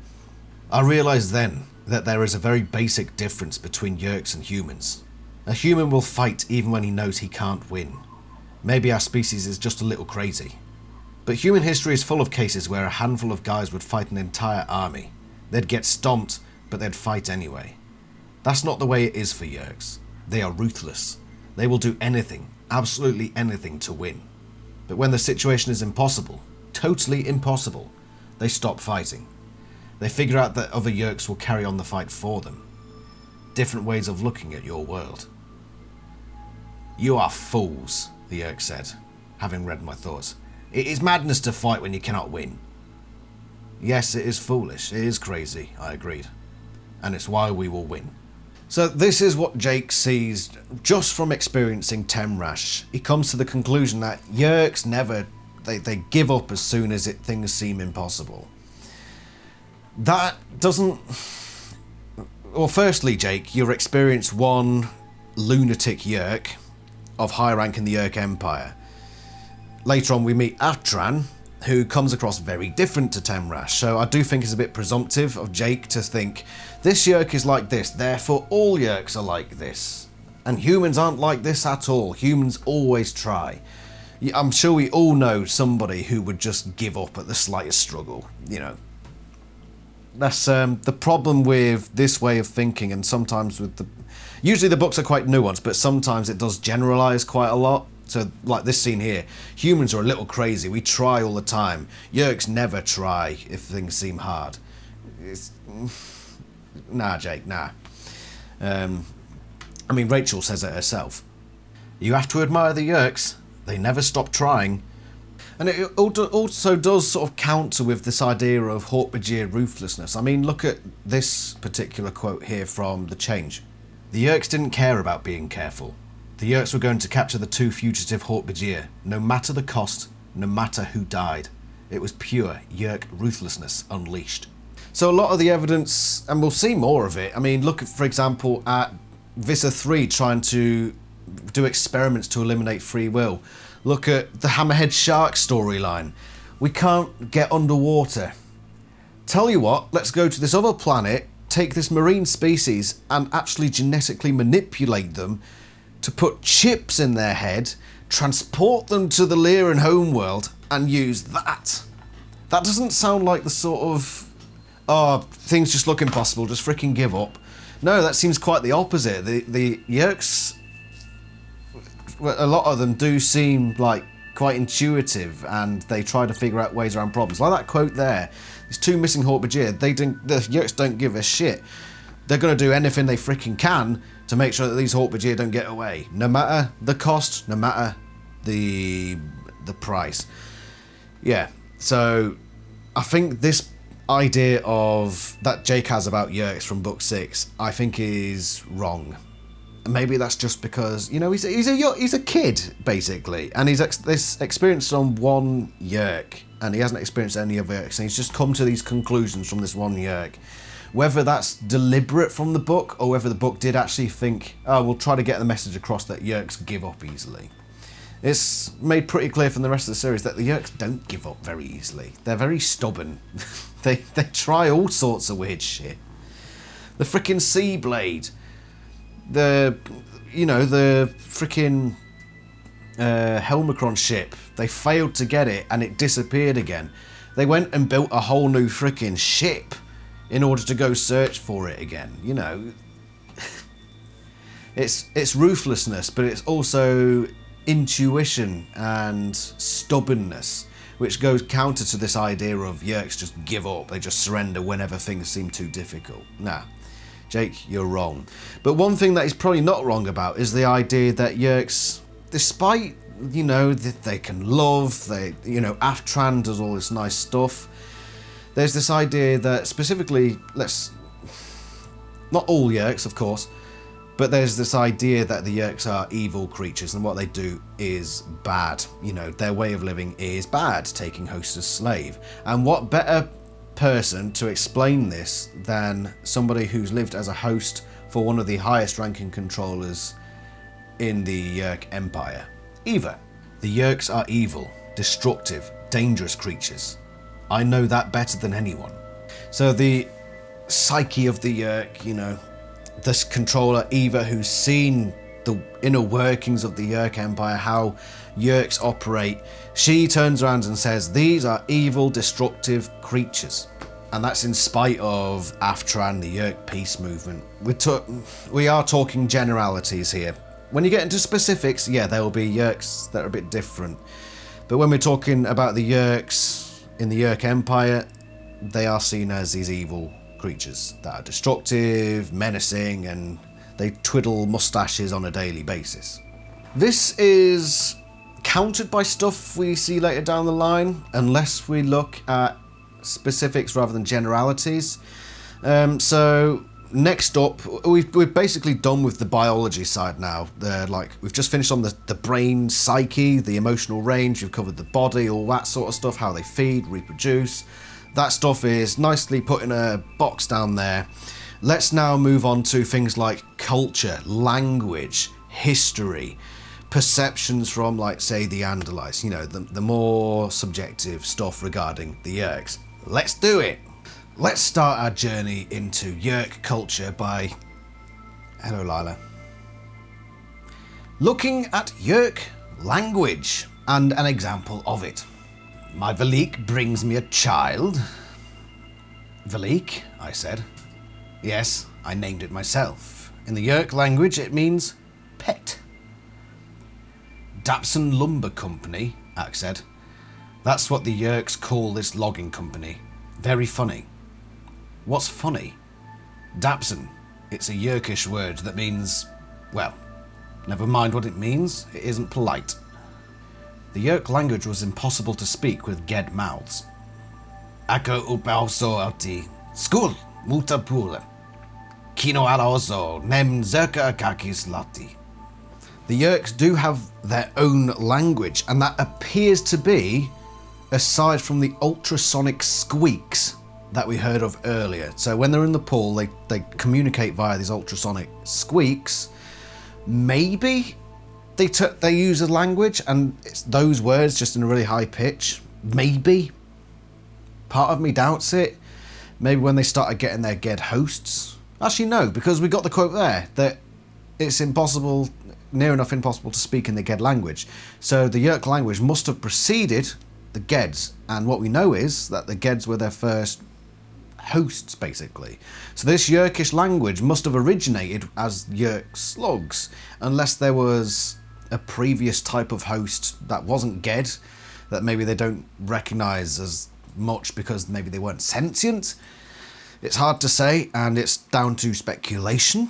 But whatever the case, there is a Yeerk language, and we know a rude word, Dapson. That lad over there, oh, he's alright, Dapson, him. Yeah, I might start using it in everyday language. Nobody will know what the frick I'm talking about, but, you know, I'll know. And that's all that matters in the end. Sorry, my solipsistic side came out. So it's impossible to speak with the Ged mouths, it says. We got an example of Yeerk language there, and it seems similar to Earth languages in some way. It was said in such a way that you could sort of write it down. So maybe Geds just don't have very good means of vocabulary, which would potentially make sense. So we got a few dabblings of Yeerk language there. We pretty much don't know what any of it... Well, we know roughly what it translates to, but we don't know what each individual word translates to, and it probably isn't in the same order that, you know, it won't be just Aka Uno Oti means I love chicken. Because it's like French, where they say like chicken, I love. You know, I don't know, you know what I'm saying. Basically, long story short, TLDR, Yeerks have some language, and we know bugger all about it. Moving on to something similar to language, the naming, the nomenclature for naming for Yeerks. So they do have names, and they do it in a very specific way. So here's what I mean. I'm Temrash 114, the Yeerk said proudly. Formerly Temrash 252 of the Yeerk Pool. I've been promoted. No doubt you are happy for me. My Yeerk designation is Esplin 9466. Note the 66. Do you know what it means? No. A double designation means that I am a twin. That two Yeerks grew from the same grub. When there are twins, one is considered the prime, and one the lesser. I am the lesser. My brother, my twin, is the prime. To him go the best assignments, the best hosts, the rank, the power, the glory, and to me, only what I can take. So, at the very least, in the Yeerk Empire, the Yeerks go by name and number. And from what we gather throughout the series, there are means to why they're named that way. It's very difficult to explain though. So the number corresponds probably to number of grub. So like it said there, 9466, lesser and greater or whatever it is. Which must mean that there's a number for each grub. So there'll be Temrash 1, Temrash 2, all the way through to Temrash 9000. What the hell? But then the name part. So Temrash, there's also Esplins and whatever. Maybe that's like which pool they come from, but then why would it be Saltniar? Maybe there's like sections of the pool. It's hard to say, but we're pretty certain, we can be pretty certain that the number corresponds to how many grubs there were from one entity. Like the initial 3 that joined together, separate into all these grubs, and they're just numbered. Who knows how they number them? Maybe there's like a registration process, like they're little tiny Yeerks, and then at some point they grow up and think, oh, I'm sentient. Right, I'm going to be a Yeerk. Where's the sign-up post? Yeah, sign in. Your number, your Temrash 53. I don't freaking know. I mean, this is something we can have fun speculating about. So yeah, I think that the amount of grubs, it corresponds to a number, and they somehow order that. So Esplin was 9466, so he was that. Where does Esplin come from? Maybe the 3 Yeerks that come together, like say to the Yeerks next to them, right, we're about to, you know, get it on. When we die and we got all these grubs or whatever, name them Jeffrey. I don't freaking know. And then all the Yeerks around just look at these new grubs and just to shoot and say, oh, okay, they're all Jeffrey. Jeffrey 246. Look at him go. You know, maybe it's like that. I don't know. It's just a fun little thing to speculate about and hypothesize. But less of that. Let's move on to Yeerk dating systems. I'm not talking about the dating. I'm talking about the dating. Yeerk date, generation 685, mid-cycle. Earth date, 1966. Yeerk date, generation 686, early cycle. Earth date, 1986. I mean, it's not perfect. We've got 1966, 1968 Earth years, so that's a 2-year period that we can say, bang, and compare it to the Yeerk timeline. For which we have generation 585. All I know is it's one after the other. So there's 585, 586. Might not be that exact, but there's a difference of 1. So you've got 2 years difference there, and a 1 generation difference for the Yeerks. And then it's mid-cycle, early cycle. We can't really say much about the cycles. I don't think we've got anything to measure that by. But the generation thing, it should be pretty obvious that that's like a generation. No, it wouldn't be a generation time, because Yeerks will surely last more than a year. Yeah, a Yeerk lasts quite a long time, so it's not like a person's generation. Maybe it's the amount of time it takes for a Yeerk to grow up to be capable of reproducing. So roughly 2 years. But then what does mid and early cycle mean? I think this is something we possibly address in another AniLysis. So yeah, we'll put a stop to that now, and we'll do another AniLysis further down the line on Yeerk generations, so like dating systems. So yeah, that's too much to really get into now. Let's just crack on and look at some more stuff about Yeerk culture. I have never lived on the homeworld. I was born in a sterile titanium alloy tank beneath the warmth of a portable Kandrona. It was all I knew. Older Yeerks spoke of the pools of home, of their smells and temperatures, of their size and spaciousness, of their traditions that stretched back for hundreds of generations. Jenny had no occupation, a concept that shocked my Yeerk sensibilities. The man cut her off. He opened the Rubbermaid and sniffed it. He held it out for her to see. No raisins. Don't lecture me about humans. I've been in this host body for 2 years, and I know the smell of maple and ginger. Fool, you're stupid as the humans with their drugs. Never thought I'd see a self-respecting Yeerk lower themselves to behaving like humans. So, a few things there. Firstly, at least the Yeerk Empire is pretty anti-drug. They see themselves as, being highbrow in comparison at least to the humans with their drugs and their silly things. Which is just a bit interesting. Yeerk sensibilities, it's a shock to Yeerk sensibilities that somebody doesn't have an occupation, which makes me believe that Yeerks in general, they get occupations. Even if they're like Yeerk in the Yeerk Pool, they do something. What they do in the Yeerk Pool, I've got no freaking idea. Or maybe they just mean Yeerks as host will usually find some occupation to do. And for a Yeerk to not have an occupation, it's a bit like, what? So that's what we can assume there.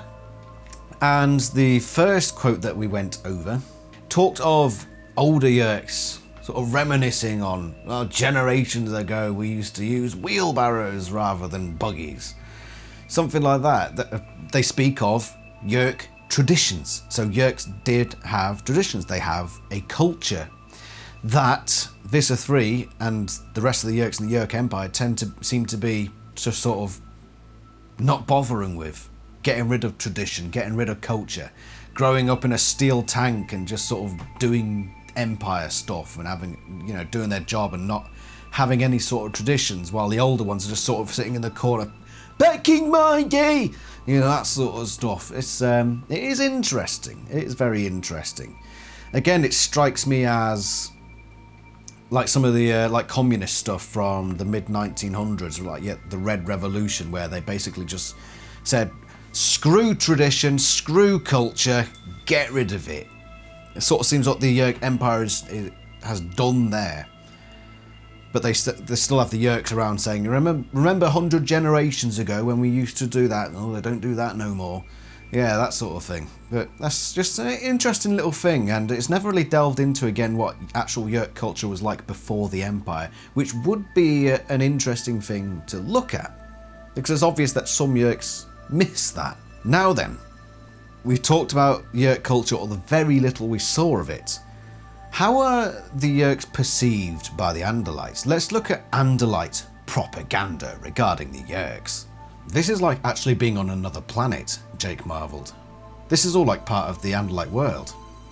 Yes, we take our home with us into space. It angers the Yeerks, he added grimly. Why do they care what you take into space? Marco asked. It is a part of everything they hate and would destroy if they could. The Yeerks would take our world and make it as barren as their own, as they will do to your planet unless they are stopped. I grabbed Axe's arm. What? What are you saying? What do you mean about making the planet barren? He turned his big eyes on me. The usual Yeerk pattern. Once a planet is under their control, they alter it to suit their own desires. They will leave enough plant and animal species to keep the host bodies fed, humans in the case of Earth, and the rest they eliminate. Axe looked around at us. His eyes narrowed. Don't you know? Don't you know whom you're fighting? We know they take over people's minds, Rachel said weakly. Yes, and that is one of their great crimes.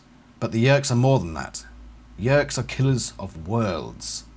Murderers of all life, hated and feared throughout the galaxy. They are a plague that spreads from world to world, leaving nothing but desolation and slavery and misery in their wake. So Axe seems to think rather little of these Yeerks. He says that they just go to different worlds and just turn it into a barren wasteland. Which, I mean, we've seen the Hork-Bajir planet, they cut down a load of the trees. It does, and Eva did say that the Yeerks are destructive, and she's seen it, and who better to ask? So Axe is probably right there. The Andalite propaganda is probably based in truth. I mean, sometimes propaganda is. It's just truth. But the animals also have their own perceptions about Yeerks. So let's look at a few quotes about that. Grey concrete, no windows, and a complete lack of architectural charm, said Marco. Gotta be Yeerks. The Yeerks don't make deals. They enslave. Torture, humiliation, death. The Yeerks had made the execution a public event. First off, the Yeerks don't take care of their own. Only Yeerks can lose a teammate and not bat an eye. Pretty strong stuff there. We had a quote from Alaran as well, basically saying how again, I go back to like Chinese communists. They basically, it's nothing architecturally is beautiful anymore. It's just grey frickin' blocks. You know, build high rises just to squeeze as many people as possible in there. Bring down all the temples and glorious buildings. It's like Britain as well. Like during the 70s, 80s, where we just decided, oh, let's stop building nice buildings anymore. Just make everything a freaking grey brick. So maybe Marco was thinking about that when he was actually saying about... Again, it's that generalisation, isn't it? Oh, the Yeerks only build boring stuff.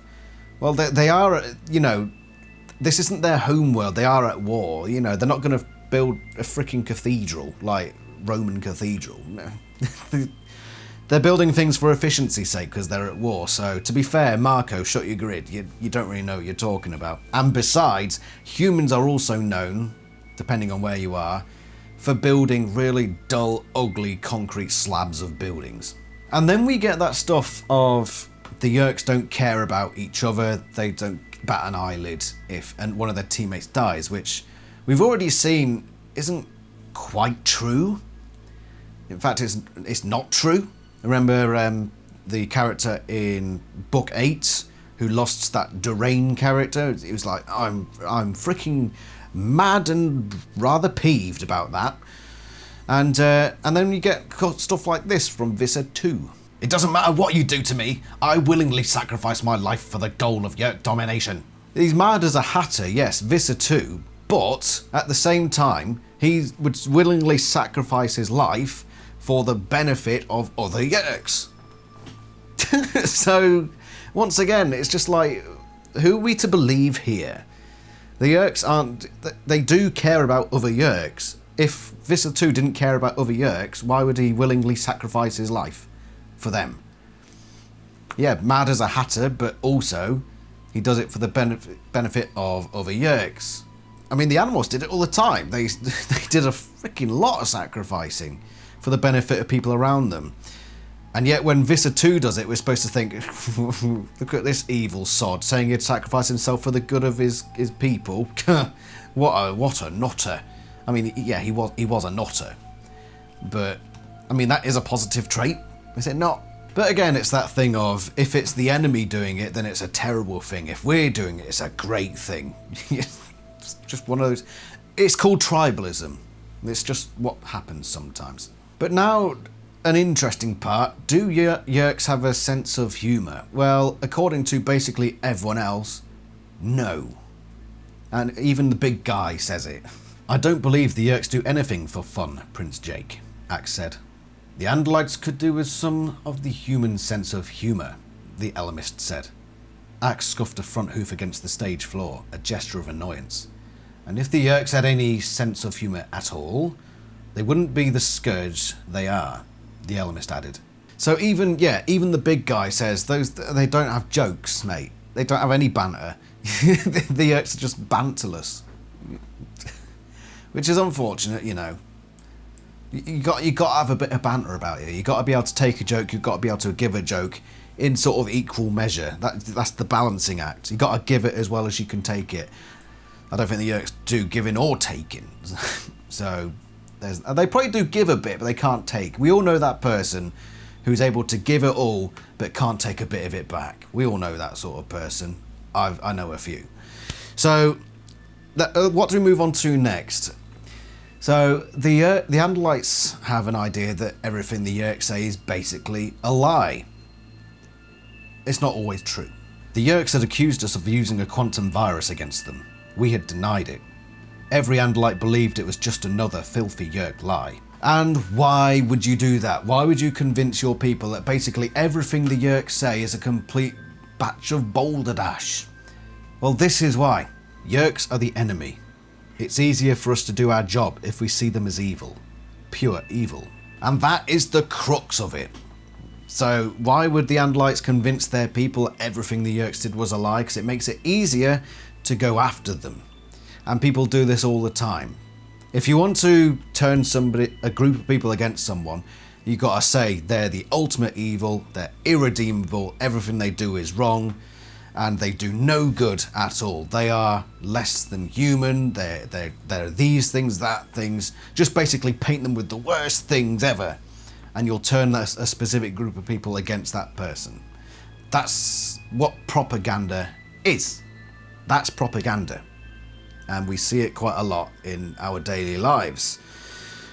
You got to try to pull apart the propaganda from the truth, you know, because there are some bits of propaganda that will be true, and but you've also got to try to say, right, that bit, yeah, that's just out there to cause division and derision. So that's what this all is, and now is a good point to get into the nuance of the Yeerk. So we painted this picture of this awful race. You got Eva saying, oh, they're a bunch of buggers. You got the Elmer saying, oh, they're a bunch of banterless buggers. And basically everyone just saying, well, I hate them.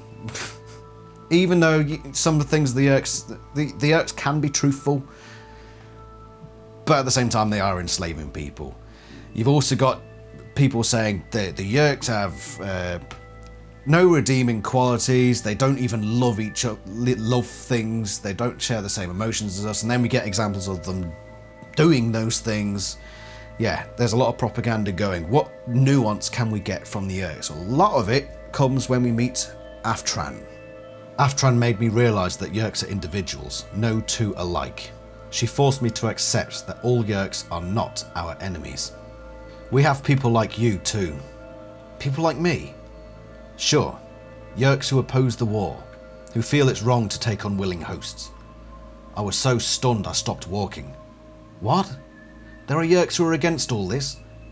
Don't act so surprised. We aren't all the same. Her face took on a bitter, resentful expression. See? You believe the Andalite propaganda about us. According to the Andalites, we're nothing but evil slugs. We don't deserve to be free, flying around the galaxy. We're just parasites. I just know there are so many Yeerks who would defect if they could. Aftran wasn't the only one. We know that. There's always been a group of Yeerks who can't stand the notion of infestation, who don't want to be parasites, who don't want to be slavish followers of the Vissers. This all comes around the same time that Aftran and Cassie have a bit of a back and forth about comparing what humans do and Yeerks do, which is a very interesting discussion. Don't you compare what your people do with what we do. You can't compare the attacker and the victim. You people started this war, and it's you invading my planet, not the other way around. Karen jumped up, wincing at the pain in her ankle. We have a right to live. This isn't about you living, I yelled. It's about you enslaving other people. It's what we are, she yelled back. We're parasites, you humans are predators. How many pigs and cows and chickens and sheep do you kill each year to survive? You think being a predator is morally superior to being a parasite? At least the host bodies we take remain alive. We don't kill them, cut them into pieces and grill them over a charcoal fire in our backyards. We're not pigs, I said. Oh, yes you are, she said, her face distorted and twisted with contempt. That's all you are to us. Oink, oink. There is an argument to be made here. I don't think it's a very good one, funnily, where Aftran says, well, you humans kill things all the time. We don't actually kill things, we just enslave them, you know. Rather than mercifully kill them, we enslave them for a lifetime. That's why I don't think it's a very good argument, fully enough. But at least Aftran tries to put out that argument and say, look, you humans have a go at us for doing all this stuff, but you do bad things as well. You know, just saying.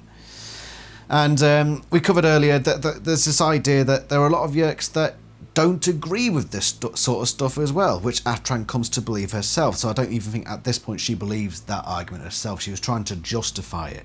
Almost like that was Yeerk propaganda. These humans, you know, it's all right we're enslaving them, you know, because look what they do. Look what they do to the other animals on their planet. It's fine to enslave them because, you know, they do bad things themselves. And again, we see this a lot in the modern world as well. This group of people did a bad thing, therefore we get revenge, we do bad things back to them. You know, that's not the way forward, is it? And Aftran sees that further down the line, as do a lot of other Yeerks that not even Aftran needs to tell us about. I had to leave the Ged host and return to the pool. Afterward, I communicated with my friends and siblings. Many of them found the whole experience terrifying, sickening, awful. There are a lot of Yeerks, even amongst the Empire, who don't agree with taking slaves, and we know that. So when the Empire formed, what probably happened is they just... Seriously, Lila? Just knocked over my little bucket. What probably happened is the Yeerks, when they left the Yeerk homeworld, they just scooped up like several pools and just took all of those Yeerks. And then of course there's breeding and new generations coming through. So as we will find out later, there are a lot of Yeerks that don't even have hosts. They're just sort of chilling out in the Yeerk pools wherever they may be. So there are a lot of Yeerks, probably more than we think, that say, actually I don't like this. I mean, Esplin there made a point to say, I talked to a bunch of Yeerks around me and a load of them were like, that's freaking awful what we just did. I wouldn't want to freaking do that. No, I'm fine just sitting here doing my thing.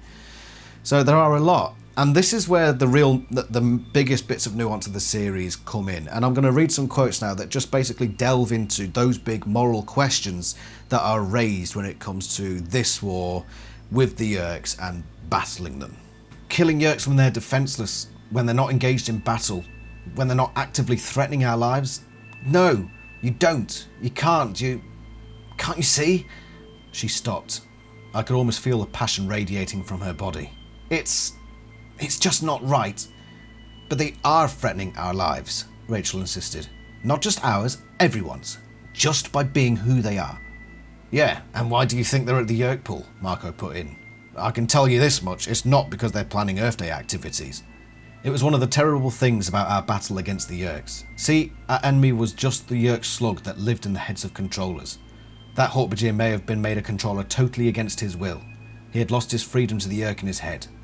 Now he was about to lose his life, for something that he had no real control over. How is doing this any different than what the Yeerks do? Rachel looked surprised. Yeerks take over humans, she said. Besides, they don't morph, they infest.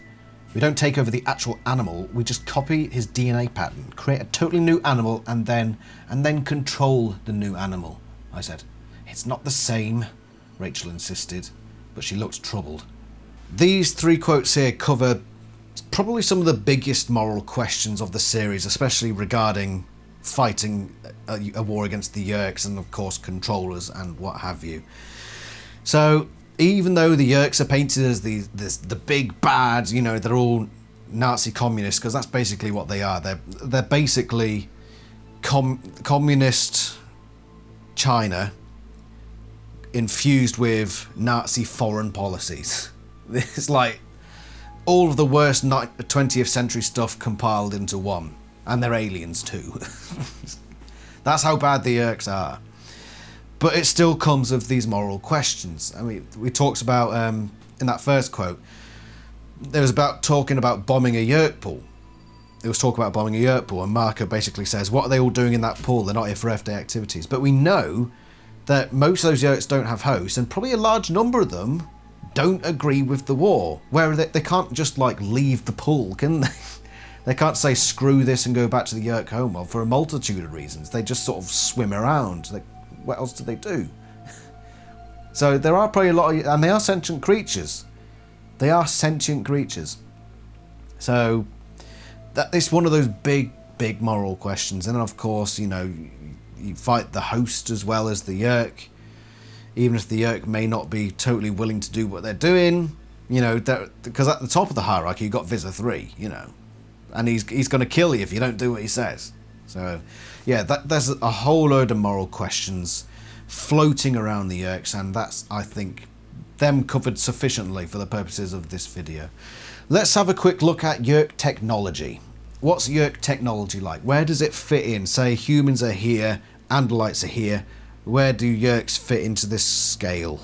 Let's have a look. I spotted a computer console. Definitely Yeerkish in design, quite modern.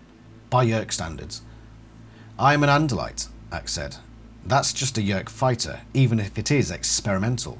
No second-rate Yeerk technology is too sophisticated for me. Axe laughed. A human weapon that would frighten the Yeerks? That's impossible. Possible. The Yeerks would know if there was something non-human anywhere on this planet's surface. Their sensors could do an analysis of the alloys. After all, the Yeerks are not exactly on the level of Andalites, but they aren't totally primitive. They would be able to detect the presence of alloys, plastic composites, or live metals. The sorts of things spaceships are built from. Basically, all our indication here comes from Axe, saying that, you know, human technology or weaponry is nothing compared to Yeerk stuff, but also that Andalite stuff is much more advanced than Yeerk stuff, to the point where he can just play with Yeerk stuff however he wants. So he puts humans here, Andalites here, and Yeerks somewhere in the middle. That's where we can only assume they are. And how did the Yeerks reach this technological level? Well, the Andalites will have you believe that is because they basically stole all their technology. Yeerks do not invent, they steal. Everything they have taken from other species, most notably the Andalites. They do not have the intelligence or the integrity to invent a morphing technique of their own. The shredders we captured were being altered. The Yeerks called this new weapon a Dracon beam. It did not kill as cleanly as the shredder. It caused more pain. And even more ominous, huge excavations were occurring. The Yeerks were mining iron, uranium, nickel, bauxite, diamonds and rubies. They were building stronger bases. And from the far side of the planet we heard stories of vast constructions. I had very little doubt what the Yeerks were building, and eventually we had proof. They were building more spacecraft. The Yeerks had learned very fast. They had Andalite, Scripnar, Ongachik and Horgebrand technology to dissect. So we get a pretty clear picture of how the Yeerks reached their level of advancement, and probably why they're so incompetent. They probably aren't actually that intelligent, like probably around the same level as us. They take over races, take all their technology, and just try to do stuff with that technology. Like Horgebrand or Gatchik, that's probably how they... One of these races must be good at mining. Because by the time they're on the Horpajir planet, what have they got? Stram, Mac, Ongachik, Horgebrand, Nahara... They haven't even got the Taxons yet. They don't even have the Taxons at that point. So one of those races must be good at mining. That's probably where the Yeerks got the technology from mining. So they got it from one of these races, say, I don't know, Horgebrands. Maybe they're good at mining. That's for another AniLysis, by the way. And they took that technology and used it to mine, to be able to build spaceships. They probably took, maybe it was the Naharas, because that was one of the first races that they got. Or maybe they took that from the Andalites. But basically the point is that the Yeerks don't do much themselves. They take other people's technology and meld it into their own.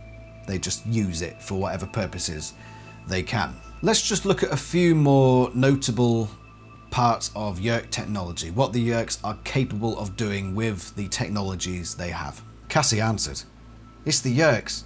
They've altered these brains. That's why the sharks were able to work together the other time. The Yeerks are mutating these shark brains. We just got the first treatment." "Why?" Rachel wondered. Ack said, "There's only one reason to alter the physiology of these brains. To make it possible for the Yeerks to enter them. The natural shark brain is too small, too simplistic for the Yeerks to control. They are mutating the sharks to make them capable of being made into controllers. They will need to add ear canals as well, so that the Yeerks can enter and leave the brain. It's fairly simple, really. The Yeerks reprogrammed the beast to hunt for morph energy, but to eat a different kind of energy. The power of their spacecraft engines. Then they aimed a holographic emitter of enormous power down through the hull to replace the pillar they had vaporized. A hologram strengthened by a force field. The force field directs its force outward, of course. We can step out of this hologram at any time, but we would not be able to step back in. We're lucky to be just blinded. A Gleep biofilter destroys all lifeforms whose DNA is not entered into the computer consoles. Andalite technology, of course. The Yeerks must have stolen the specifications. They do a lot of genetic manipulation. So, like, Visser Three tried to mutate Horpajir in book 36. They tried to eliminate free will in book 28. You got that example we mentioned there with the sharks. We've got the Veleek, which is a different sort of... It tries to make it feed on spacecraft exhaust or whatever. So there's a lot of that stuff going on, which maybe they learnt from the Arn, even though they never took an Arn controller. So I imagine that's probably where a lot of their genetic manipulation came in, and probably why they weren't very good at it either, because they just sort of took some stuff and shoddily tried to copy it from the Arn. What else? Gleek biofilter, which basically says that the Andalites made that technology and the Yeerks took it for their own uses. And holographic technology. Books 20 and 21, yes, book 20 and 21, showed this at its most potent, at least from the Yeerks. So it seems like they got really, really strong holographic technology to rival even the Chi, because they've got holograms that you can come out of but then can't enter back through, so it's physical in one direction. They can also do multiple graphic images like they did in that book where they got holograms inside of holograms. Yeah, it seems pretty advanced, the Yeerk hologram systems. They obviously didn't get it from the Chi. Where would they have got that technology from? We can only speculate it was from one of the other races that they've infested. So then, we've covered all that stuff. Let's move on to our final main segment now. And that is on the timeline, the history of the Yeerk species up to present day and potentially beyond. So, let's talk from the highest possible perspective. Were the Yeerks a part of the Ellimist Kryak game? Answer, yes. Earth is part of our game, Kryak's and mine. He would have the Yeerks absorb humans and later be absorbed by some still more vicious species.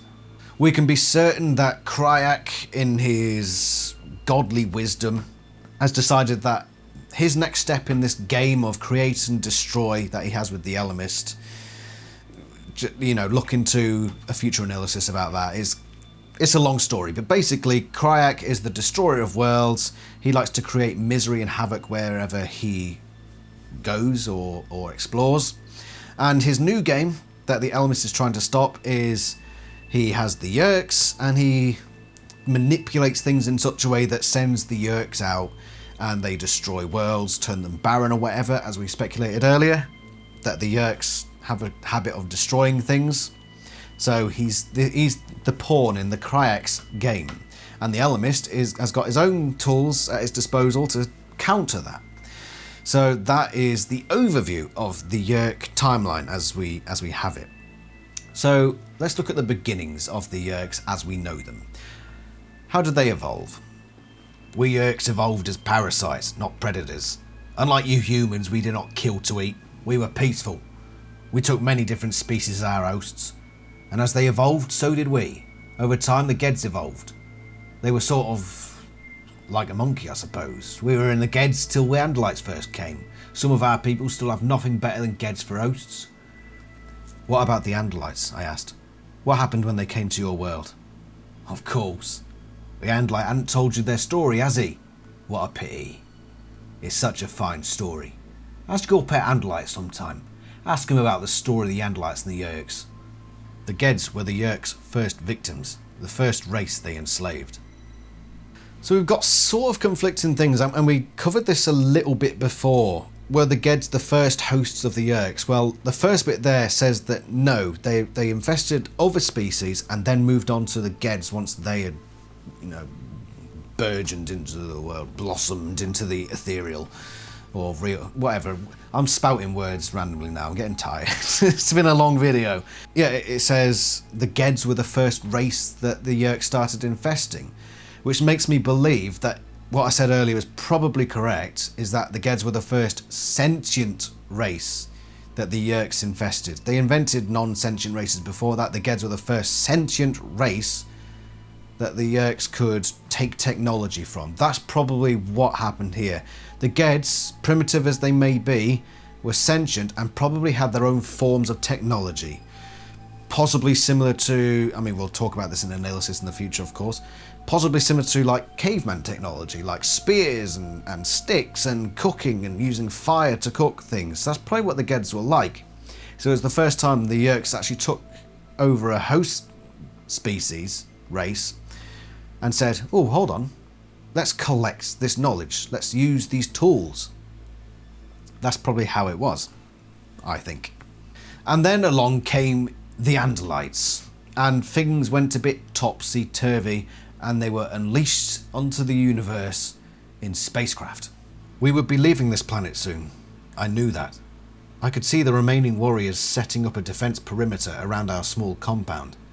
The Andalite Yeerk Peace and Cooperation Center, that's what it was called, and now it was beginning to bristle with shredder cannon. I turned my stalk eyes toward the Yeerk Pool. The Yeerks called it Salpniar. It looked like molten lead. I had come to the Yeerk planet with my mother and father. It was all part of showing the Yeerks that we were sincere in our desire for peace and friendship. But I had never liked this planet. I had never liked the Yeerks, and now they had destroyed my father's dreams. Seerow's kindness. The Andalite Yeerk Peace and Cooperation Center. So the Yeerks came to the planet, obviously saw that the Yeerks were a parasitic race, but they're also intelligent, and the Andalites thought, let's get on their good side, just for future, just whatever happens in the future, let's just get on their good side, so we hopefully won't have a problem if they ever develop technology for space travel. And then Seerow's kindness happened, and it was something like this. Seerow felt sorry for the Yeerks. They were an intelligent species. They used a primitive species called Geds as hosts, but the Geds were nearly blind, clumsy, not very useful. The Yeerks had never even seen the stars, let alone been able to leave their own planet. Seerow felt sorry for them. Seerow was a kind, decent Andalite. Oh my god, Cassie whispered. That's the big secret. That's the shame the Andalites are hiding. What? Rachel asked. What's the big secret? Seerow gave the Yeerks advanced technology, didn't he? Cassie asked. I nodded. Seerow thought the Yeerks should be able to travel to the stars, as we did. At first it seemed like the right thing to do, but then a species called the Nahara. By the time we found out, it was too late. The entire species was enslaved by the Yeerks. Then came the Hork-Bajir, the Taxons, and other planets, other races were falling to the Yeerk Empire. They spread like a disease. Millions, billions of free people have been enslaved or destroyed by the Yeerks. Because of Seerow, because of us, because of the Andalites. Seerow decided to give Yeerks Andalite technology, and the Yeerks said, I quite like this. Why can't we have more? And that's where this whole thing started, because of Seerow's kindness, which will be an interesting analysis when we get to it, of course. So what happened then is the Yeerks, or at least a couple of the Yeerk pools, the major Yeerk pools, probably at least 3, because we know of multiple Yeerks from different pools that were part of the Yeerk Empire. The Yeerks probably scooped up a bunch of Yeerks from various pools and set out into space to start enslaving other races. Why do they want to do this? Why do they persist? Well, we have a few reasons for why they do this. What choice do we have? Back to the Yeerk pools? Back to our home planet with Andalite dome ships in orbit above us? Waiting for one of us to try and rise from the sludge and then blow us apart? Leave the universe to the almighty Andalites and the species they happen to like? Your father made a mistake, Dak said. The Yeerks were content, but by showing them all they did not have, they began to want more. They wanted to be like you, like Andalites. The Yeerks wanted something that they didn't have themselves. It's jealousy, pure jealousy and greed.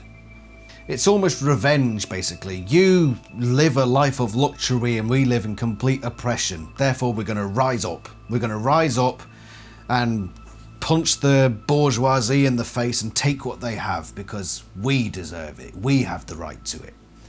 That's the Yeerk mindset. That's why they're doing what they're doing. That's why they're so intent on winning and taking over all these races, because they wanted something, and then the Andalites turned around and said, no, you can't have that. So now the Yeerks have got to overpower the Andalites so they can keep hold of that freedom that they have taken from other races. That's essentially why this is happening. There are other ways though, and the Yeerks do have distant relatives, a race that is distantly related to the Yeerks that have found their own way of doing things. And that's covered in a previous analysis we've done. These Yeerk could be related to the Yeerks, Axe said. They may be the same species, somehow separated long ago, perhaps carried from the Yeerk homeworld by some forgotten race. Go check out the analysis on that if you want to learn more about the Yeerk or the Iskort, the Isk. That's fun stuff. It's one of the earlier analysis where the format's changed slightly, but I think it's still worthwhile. But anyway, this takes us now to modern times, where the Yeerks and the Andalites are these great big rivalries, so let's look at how much they hate each other, shall we? We Andalites fight the Yeerks wherever they go throughout the universe. My people will send help, but it may take a year, even more, and by then the Yeerks will have control of this planet. Axe, just behind me, his Andalite face close to mine, his big eyes watching me, and in that split second, hatred revealed itself, a hatred that had crossed light years of space to play itself out on planet Earth. Andalite, the Yeerk hissed silently, and in that one word I heard the same fury and contempt I heard whenever Axe said the word Yeerk. Only I heard it. The Yeerk did not say a thing. But surprised, unaware, unprepared, he did curl my lip in an instinctive expression of revulsion. The Yeerk could not stand it anymore. The Andalite's touch made him so furious it was like physical illness. "Get your hand off me, Andalite, filth!" he screamed aloud in a distorted version of my voice. So the Andalites and the Yeerks absolutely hate each other. They're like the big rivalries, okay? So we know that a bunch of the Yeerks are on Earth and fighting the Andalites on various planets here or there. What's actually happening with the Yeerks on the homeworld? Because we know that only a few Yeerk pools, were taken off the Yeerk homeworld, and there's still some left. What quotes do we have that describe what's going on there with the Yeerks still on the homeworld? My father kept insisting. The Yeerks on their homeworld have been peaceful these years since the attack that destroyed his honour. I didn't point out that the Yeerks on the homeworld had no choice. An Andalite fleet was parked in orbit above them, ready to shred anything that tried to come or go in the system. Some Yeerk ships contacted the Yeerk homeworld and received instructions to fight.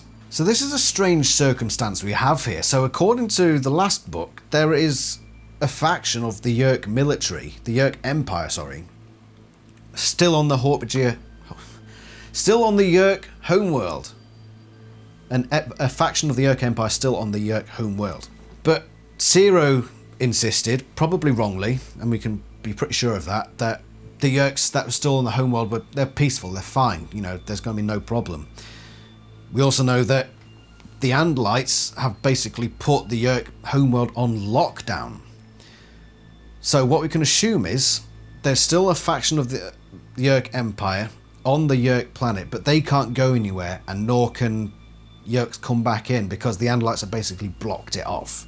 So there's a part of the Yeerk Empire that is stranded, basically, but they're still in the contact via whatever comms system. We know that. Maybe the Council of 13 is based on the Yeerk planet. I doubt it, because if that was the case, I think the Andalites in orbit around the Yeerk planet would quickly get in there and sort it out. So it's hard to say, and it needs more information really before we can really get into detail on what's going on here. Because the Andalites control the home planet, so why would Yeerk HQ be on the Yeerk planet? Surely it would be on a mothership somewhere, because else it would be under Andalite control. The Yeerks surely wouldn't want that. They wouldn't want their big bosses in amongst an Andalite blockade. It doesn't make sense. So it's hard to say what's going on there. Let's talk numbers. What is the host to non-host Yeerks ratio? There's a couple of quotes that might help us, sort of. For every Yeerk that has a body, there are thousands of Yeerks that do not. Andalite intelligence has always estimated that fewer than 1 in 100 Yeerks had a host, mostly Hork-Bajir, Taxxon and Gedd. We get two wildly different numbers there from what we can only assume is exactly the same source, Andalite intelligence. And the books aren't far apart either. It's not like one of them's at the start of the series. We're talking like only a few books apart here. One says fewer than 1 in 100. One says 1 in thousands. That's quite a discrepancy. Which do you believe? I don't know.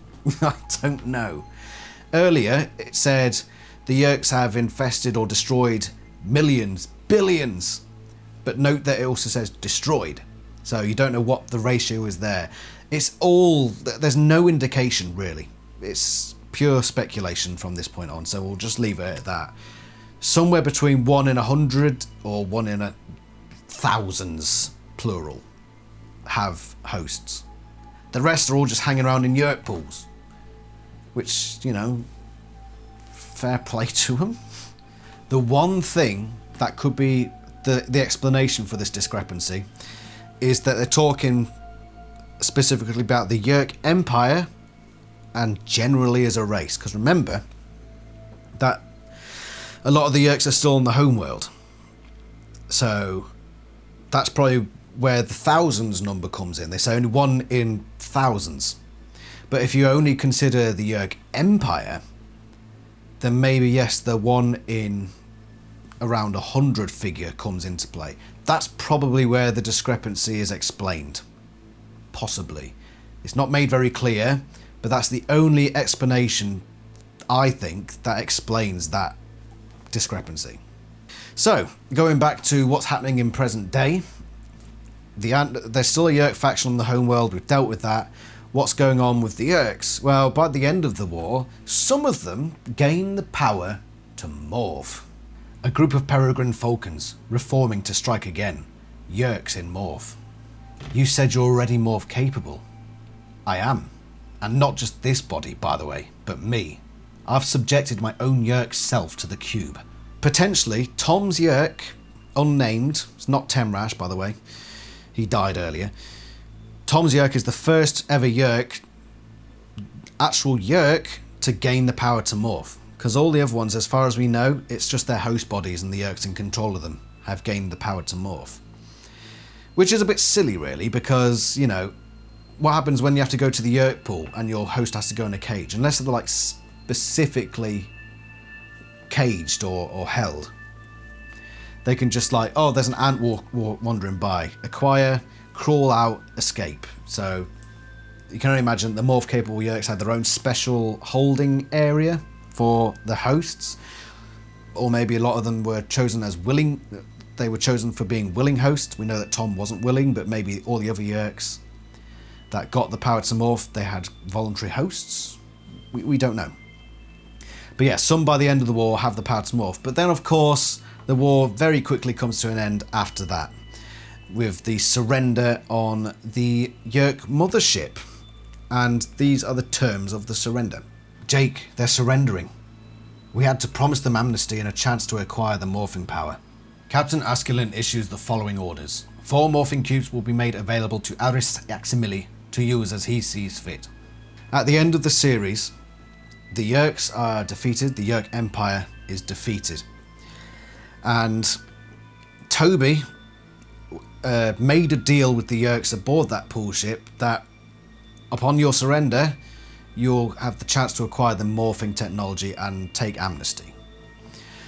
And Jake agrees to those terms as well. And initially the Andalites do not. They say no. But then Alaran has a bit of a word with Captain Askelin, and then comes back and says Askelin will make it so that Axe, or Prince Aximili as he then becomes, has 4 morphing cubes to do with as he pleases. And we can only imagine that Axe did what Jake intended to happen, so that he gave the Yeerks the power to morph. The thing is, we don't actually know what happens after this point. It's never explained what happens to the Yeerks. It's not. We know that the Taxons are made into Nothlits, but it's never said what happens to the Yeerks, if they're made into Nothlits, what sort of Nothlits they're made into. Which is very curious, because you'd have thought that would be one of the things they'd mention at the end of the book. They did it for the Taxons, why do we not hear what happened to the Yeerks? We know that there were still some Yeerks out in the universe, here, there and everywhere, but we can only assume that the Andalites over time would gradually deal with that, or they'd just be fugitives somewhere But that's really the last we hear about the Yeerks as a race.